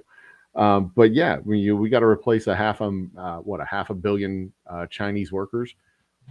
Something like that. You probably need a few dozen robots to do that, I'm sure. Somehow. A couple 100,000 robot workers should do the trick. I'm just saying, Skynet win. Skynet win. Yeah. I mean, we're largely automating our military as well too. So and that's what one of my boys is looking at going Army when he graduates, and he was talking about Air Force. We were talking about the different branches, and Navy and Air Force. I'm like, if you go to Air Force, you might get stationed in Arizona, flying a drone over Pakistan. You never know. You may not be flying, or you may not be in the air, but you may be flying. They may just have you with a joystick and flying around the. It's not called a chair force for nothing. Well, I mean, there's worse gigs to have. Oh yeah, I was in the Marines. I can tell you see your enemy. You hit your button and you're done. You go have some tea and settle into for more training videos on Call of Duty and Fortnite. And how to use proper pronouns. Oh, of course, yeah. You got to make sure you're describing your kills appropriately. Yeah. It, they, those, them, zer. But that's that. It is, ma'am. It is, ma'am. Is the most surreal idea of like the future of warfare is automated drones that are just autonomously flying around, finding targets and eliminating them without any intervention.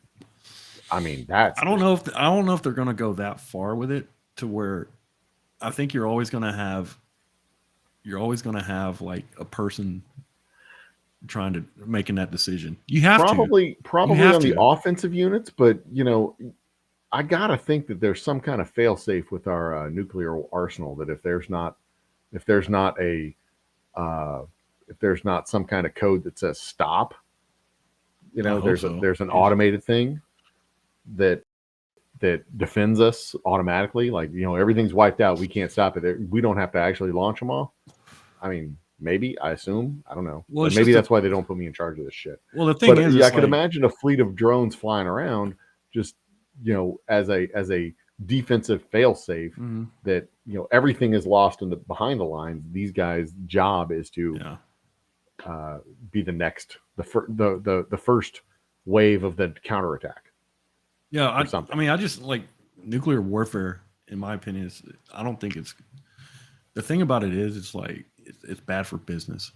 Like if you glass a whole country, it's like, yep. Like, how's that good for business? Because we're so conventional warfare is great for business. Yes, it is. You got to replace tanks. You got to replace planes. You got to replace buildings. You got to replace all the stuff. Conventional warfare is great. Yeah, that's much more fun. You got to replace bullets. Like, look at all the shit we're sending over to Ukraine. I'm like, absolutely. I mean, and that's the thing. Like, when the cupboard is bare, you got to build more stuff. Well, yeah, because like we're sending a bunch of our old Abram tanks over there, and USDOD. I saw a thing on YouTube where they're working on the Abrams X their next main battle tank. And they're coming out. I mean, they have the U.S. Navy has NGAD going on, next generation air superiority fighter. Like they're about to mothball the. They got to clean out inventory. Yeah. And if we're not going to have a war, well, somebody's got to have a war. We got to clean out inventory. That's where we sell this stuff. I mean, we're not going to use it. Exactly. You get the old shit out and get the new cool stuff in. I just want a pet missile. That's one of the things that makes me chuckle so much when I see like this is just a money laundering operation. Like, that's not how money laundering works. You don't send a tank to launder money. You send a digital playing card. That's how you launder money. You don't fucking send a tank. Yeah, you send an NFT. Yeah, that's literally how you launder money. That's how, or you buy a laundromat or a nail salon or a modeling studio or whatever. That's how you launder money. You don't fucking launder money by sending tanks and airplanes and bullets and shit. You gotta money doesn't come back to you that way. You've got to like create a thing and sell it for way more than what it costs to sell it. Well, like, I mean, people throw out. You buy a hotel and you renovate the hotel with materials, but you bill. You buy the materials with a private contractor, a shell company, and then you sell the materials back to you at triple or quadruple the price that you bought them for. Yes, that's how you launder money. Yeah. I'm under the impression like people say things and they don't really know what they're talking about. People say things a lot and they don't know what the fuck they're talking about. Like they repeat things that they hear other people say. Yeah, they repeat things and they don't know what they're talking about. But they don't take a minute to think about it. It's like, well, they're laundering money. Not even close. They're laundering money.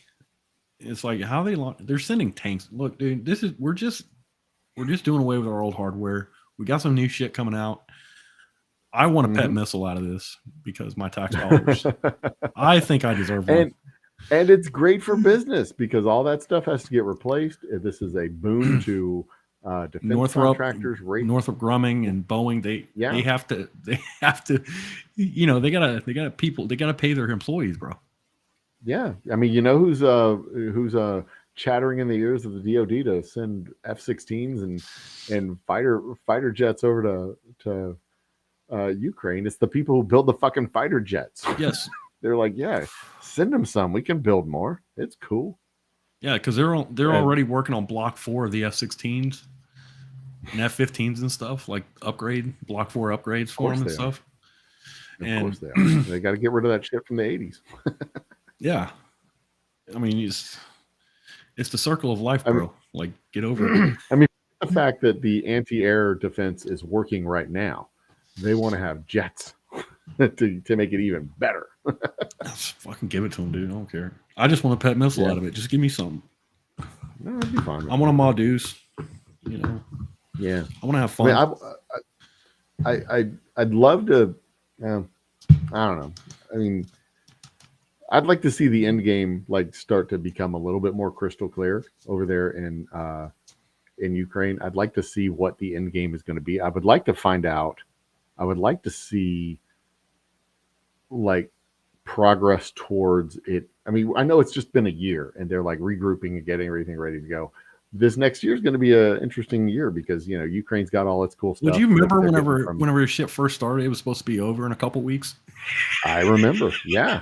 This was supposed to be like the Georgia invasion where they just came in and just did whatever they wanted. Like when they just went over to Crimea and took Crimea. It's like, okay. But two things happened that were different than in Georgia. The Ukrainian army stood up and the Ukrainian government didn't flee. If the Ukrainian government would have fled, the country would have collapsed. If the army would have laid down, the government would have had to flee, and the whole country would have collapsed. And that's what happened in Georgia. They had the equipment, and they had Humvees, and they had all the stuff that was sent over there from the United States. And the Russians came in, the Georgian army left, and the Russian troops were basically sitting on American Humvees. Like, yeah, the equipment's great, bro. Good job. Thanks.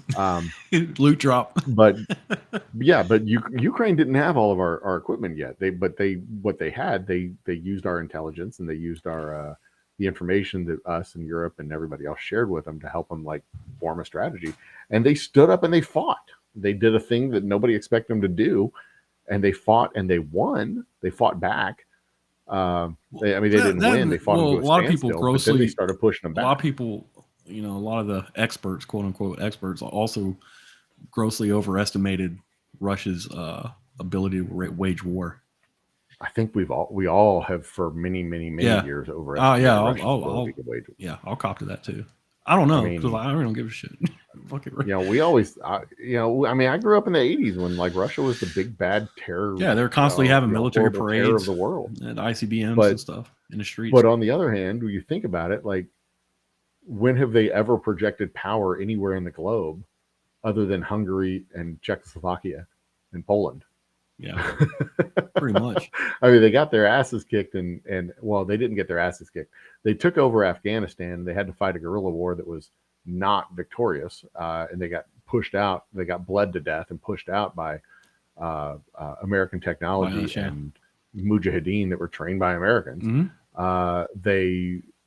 They dicked around a little bit in North Vietnam, but we fought them to a stalemate in North Vietnam. We fought them to a stalemate in North Korea. But those are the only two places they've ever been able to project any power. Well, the thing is, like, what we're seeing now is a bunch of proxy wars. And I think that's going to continue for a long time. You're not going to have this bullshit. That was all through the 60s and 70s and 80s too. Yeah, it's like, I mean, we're not gonna go to war against Russia directly. No. We're gonna feed somebody else. That's bad for business, bro. but never before, except for Afghanistan, never before have we seen that happen. Where and even in Afghanistan, we weren't openly supporting the Mujahideen. No, we were. That was a CIA secret operation. But this is when we're openly standing up to Russia. That never would have happened in the 80s. Never would have happened in the 90s. No, of course not. To openly stand up and say, no, we're not going to let y'all do this. No. We would have been very hush-hush about it and very, funneled. It would have been the same type of thing that we did in Afghanistan. We would have funneled intelligence and weapons and weapon systems and, fought them to a standstill as they took over the country and had their way with the Ukrainian people. Yeah, I miss the cloak and dagger days of the 80s. I really do. Yeah, it was a different time. It was a different time. It made for great movies. Great movies. You had spies and shit, and made great secret movies, agents, great double agents, and stuff. It's like, yeah, and now we just can't do it like we used to before because now Russia's been revealed to be a bunch of incompetent idiots. Yeah, they're kind of a paper tiger. It's like you find out the bad guy's North Korea, and you're like, oh, okay. It's like, oh man, whatever. God damn it. Fine, whatever. This will be easy. Whatever. Okay, we're good. It's just they're like CIA is like over with a dartboard of the country, and they're over in Europe, and they're like throwing darts at like what proxy country they're going to use. Right. Right. You call up the local authorities, the FBI or whoever, and you're like, we have some bad guys in the neighborhood. And they're like, who are they? Like, they're North Korean. Like, oh, okay. Call the Boy Scouts. Bye. Like, well, shit. Do we have any real enemies? No. Well, when you have 12 carrier fleets stationed around the globe, you don't have any real. You enemies, don't have any real enemies, bro.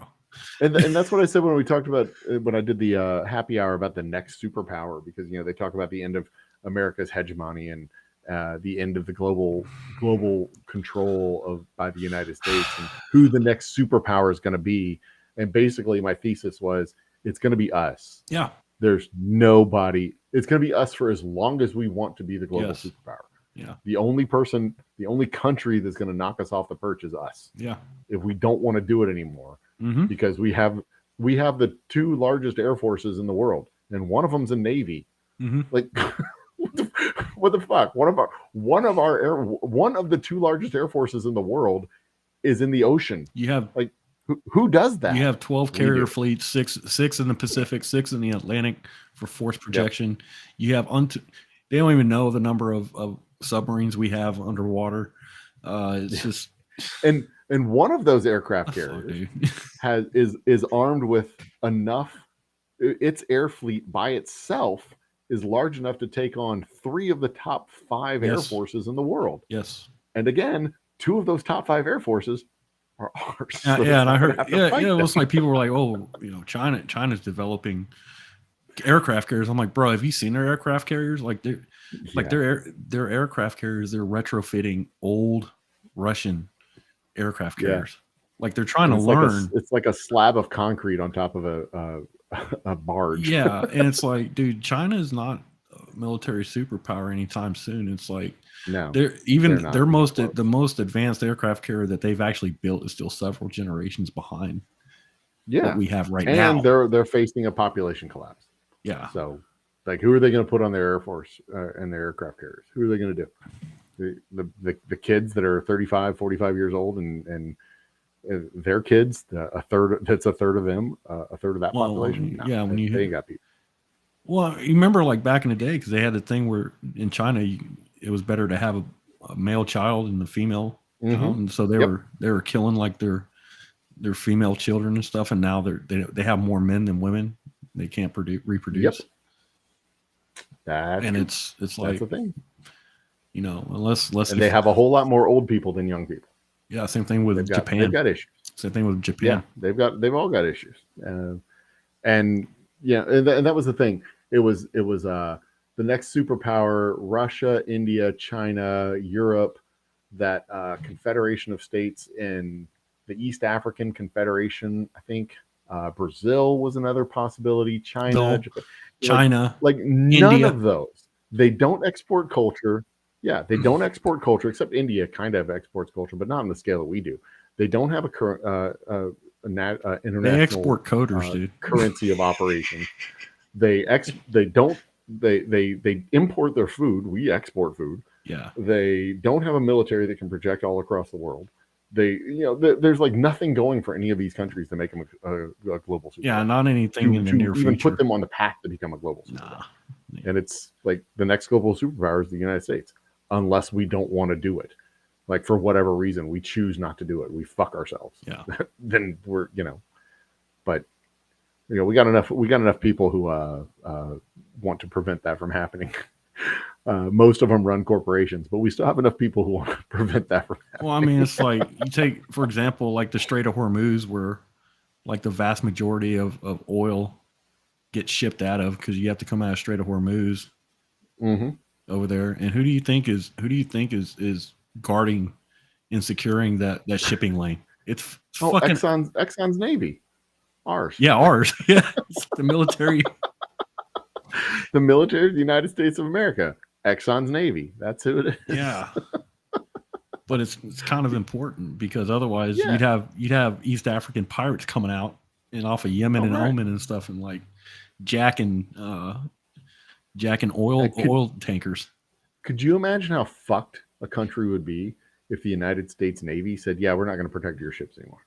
Oh, like the pirate, we're going to stop the pirates from taking all of the oil except for the ones on your ships. Oh, good luck. Yeah. What are they going to do? Yeah. It's like, it's we're the only country with any meaningful force projection on the globe. Yeah. And plus, one of our two air forces don't fight. It doesn't fight fair. It fights dirty. It shows up and has a war when it wants to show up and have the war because it's on the ocean. Yes. Like, what are you going to do? They're gonna come and they're gonna attack and they're gonna go back to the boat and the boat's gonna move. It's like you don't have.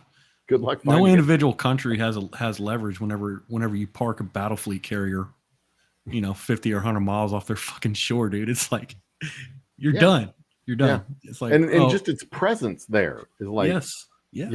It is by a threat itself in and of itself. Yeah. Well, it's a force to be acknowledged. You don't necessarily have to reckon with it.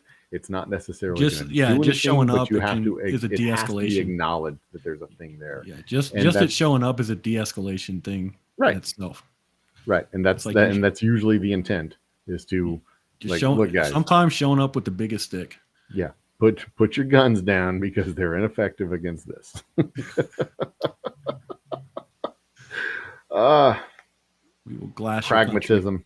You gotta love pragmatism. Pragmatism is great. Anyway, all right. It's after 2:00. It's 2:15. It's 15 minutes past my time limit that I said I was going to impose. You gotta get your beauty sleep. Yeah, we got to wrap this up. I've got to go work in the morning, man. That whiskey doesn't bottle itself. I've tried. It doesn't. It just doesn't. So, anything in particular going on this week? You got a show on Fridays, right? Thursdays. The Let Them Burn. Yeah, Let Them Burn. I was going to say the hot seat. It's not the hot seat. That's the one with the wings.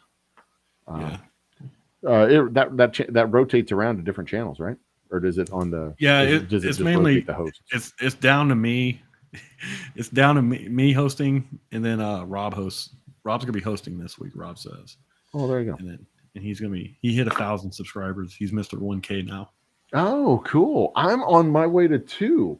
We're having our 2,000 subscriber special at the end of the month. I'm giving away a bottle of bourbon and a shot glass tote. Nice. See if I have a picture of the shot glass tote. What kind of bourbon are you giving away? Is it Boomtown bourbon, baby? Boomtown bourbon? Yeah. Giving away the good stuff. There we go. Giving away one of these. Look at that. That's sweet, dude. Hell yeah. I went live a couple of days ago making a handful of those. I've got 10 of them on hand. I'm going to have them available for people at the Texas Whiskey Festival and the HTX Whiskey Weekend. And of course, you can pick one up at the distillery. Tote plus 2 shot glasses is $16, $17, $18. $18 for the tote plus the 2 shot glasses. Oh, nice. So there you go. And then plus the bottle of whiskey. It's a prize package worth $78 plus tax, which would be like 80. Let's call it 80. Prize package worth almost nearly 80 more than $80. Yeah, we'll call it that. Whatever. But yeah, I'm giving away that on. So the dual tote is 18. The single tote is 9. I should just make it 10 and 20, shouldn't I? I don't know. I'll just come over this weekend and buy it. Dig it. Yeah, we're open on Fridays from 5 to 9 p.m. Fridays? Yeah, Fridays. To 9 p.m.? 5 to 9, yes. Okay. Nothing on the weekends? No, not yet. I want to. The weather's been so unpredictable. Yeah. It's been hard to predict on Fridays, but next month when we do our special label release, I'll be open on Fridays and Saturdays. Ooh. So yeah, there you go. Yeah, because I got a pair of boots at my aunt's house I still have to pick up. All right. Well, I'll have more information on that special label release in the upcoming weeks. And yeah, 2,000 subscriber special on the 31st. Happy hours on Wednesdays. Yeah, there you go. There you go. Exciting Not stuff, bad. huh? Not bad. So super. We're at 1,895 subscribers last time I checked. And I guess I could check. You need like 105 more. I need 105 more by the end of the month. If we don't hit 2,000 by the end of the month, then nobody gets anything. Fuck all y'all. And yeah, we're at 1,895. That's where we're at right now. Okay. I mean, you know, subscriber appreciation and stuff like that. But I got a deadline, March 31st. If we don't get there by March 31st, you know, just suck it. It's like Nurse Ratched. You get nothing. You get nothing, and you will like it. All right, man. Well, it's time to roll. I appreciate you joining me. This was fun. It was a fun chat. Thanks for having me on. Yeah, my pleasure. My absolute pleasure. I'll talk to you later, Bull. See you. All right. Later. Tip of the hat there. And poop, there you go. All right. That concludes our broadcast day. Ladies and gentlemen, brothers and sisters, children of all ages. You can find me this upcoming Wednesday, 3 days from now, 9 p.m. or 10 p.m. Our Wednesday night shows, 10 p.m. Wednesday night happy hour. And don't forget to subscribe and hit the notification bell because we do go live periodically, and I do drop videos occasionally. So more videos will be dropping, more lives will be coming, and we will be giving away a bottle of whiskey and a tote for a shot glass at the end of the month, March 31st. So stay tuned for all of that stuff and be, I appreciate you all being a part of the community, being part of the stream. Cheers to all y'all. Good night. And until next time, I am the Old Humble Guy. You continue to be awesome to each other, and I will continue to be the Old Humble Guy. Cheers and good night.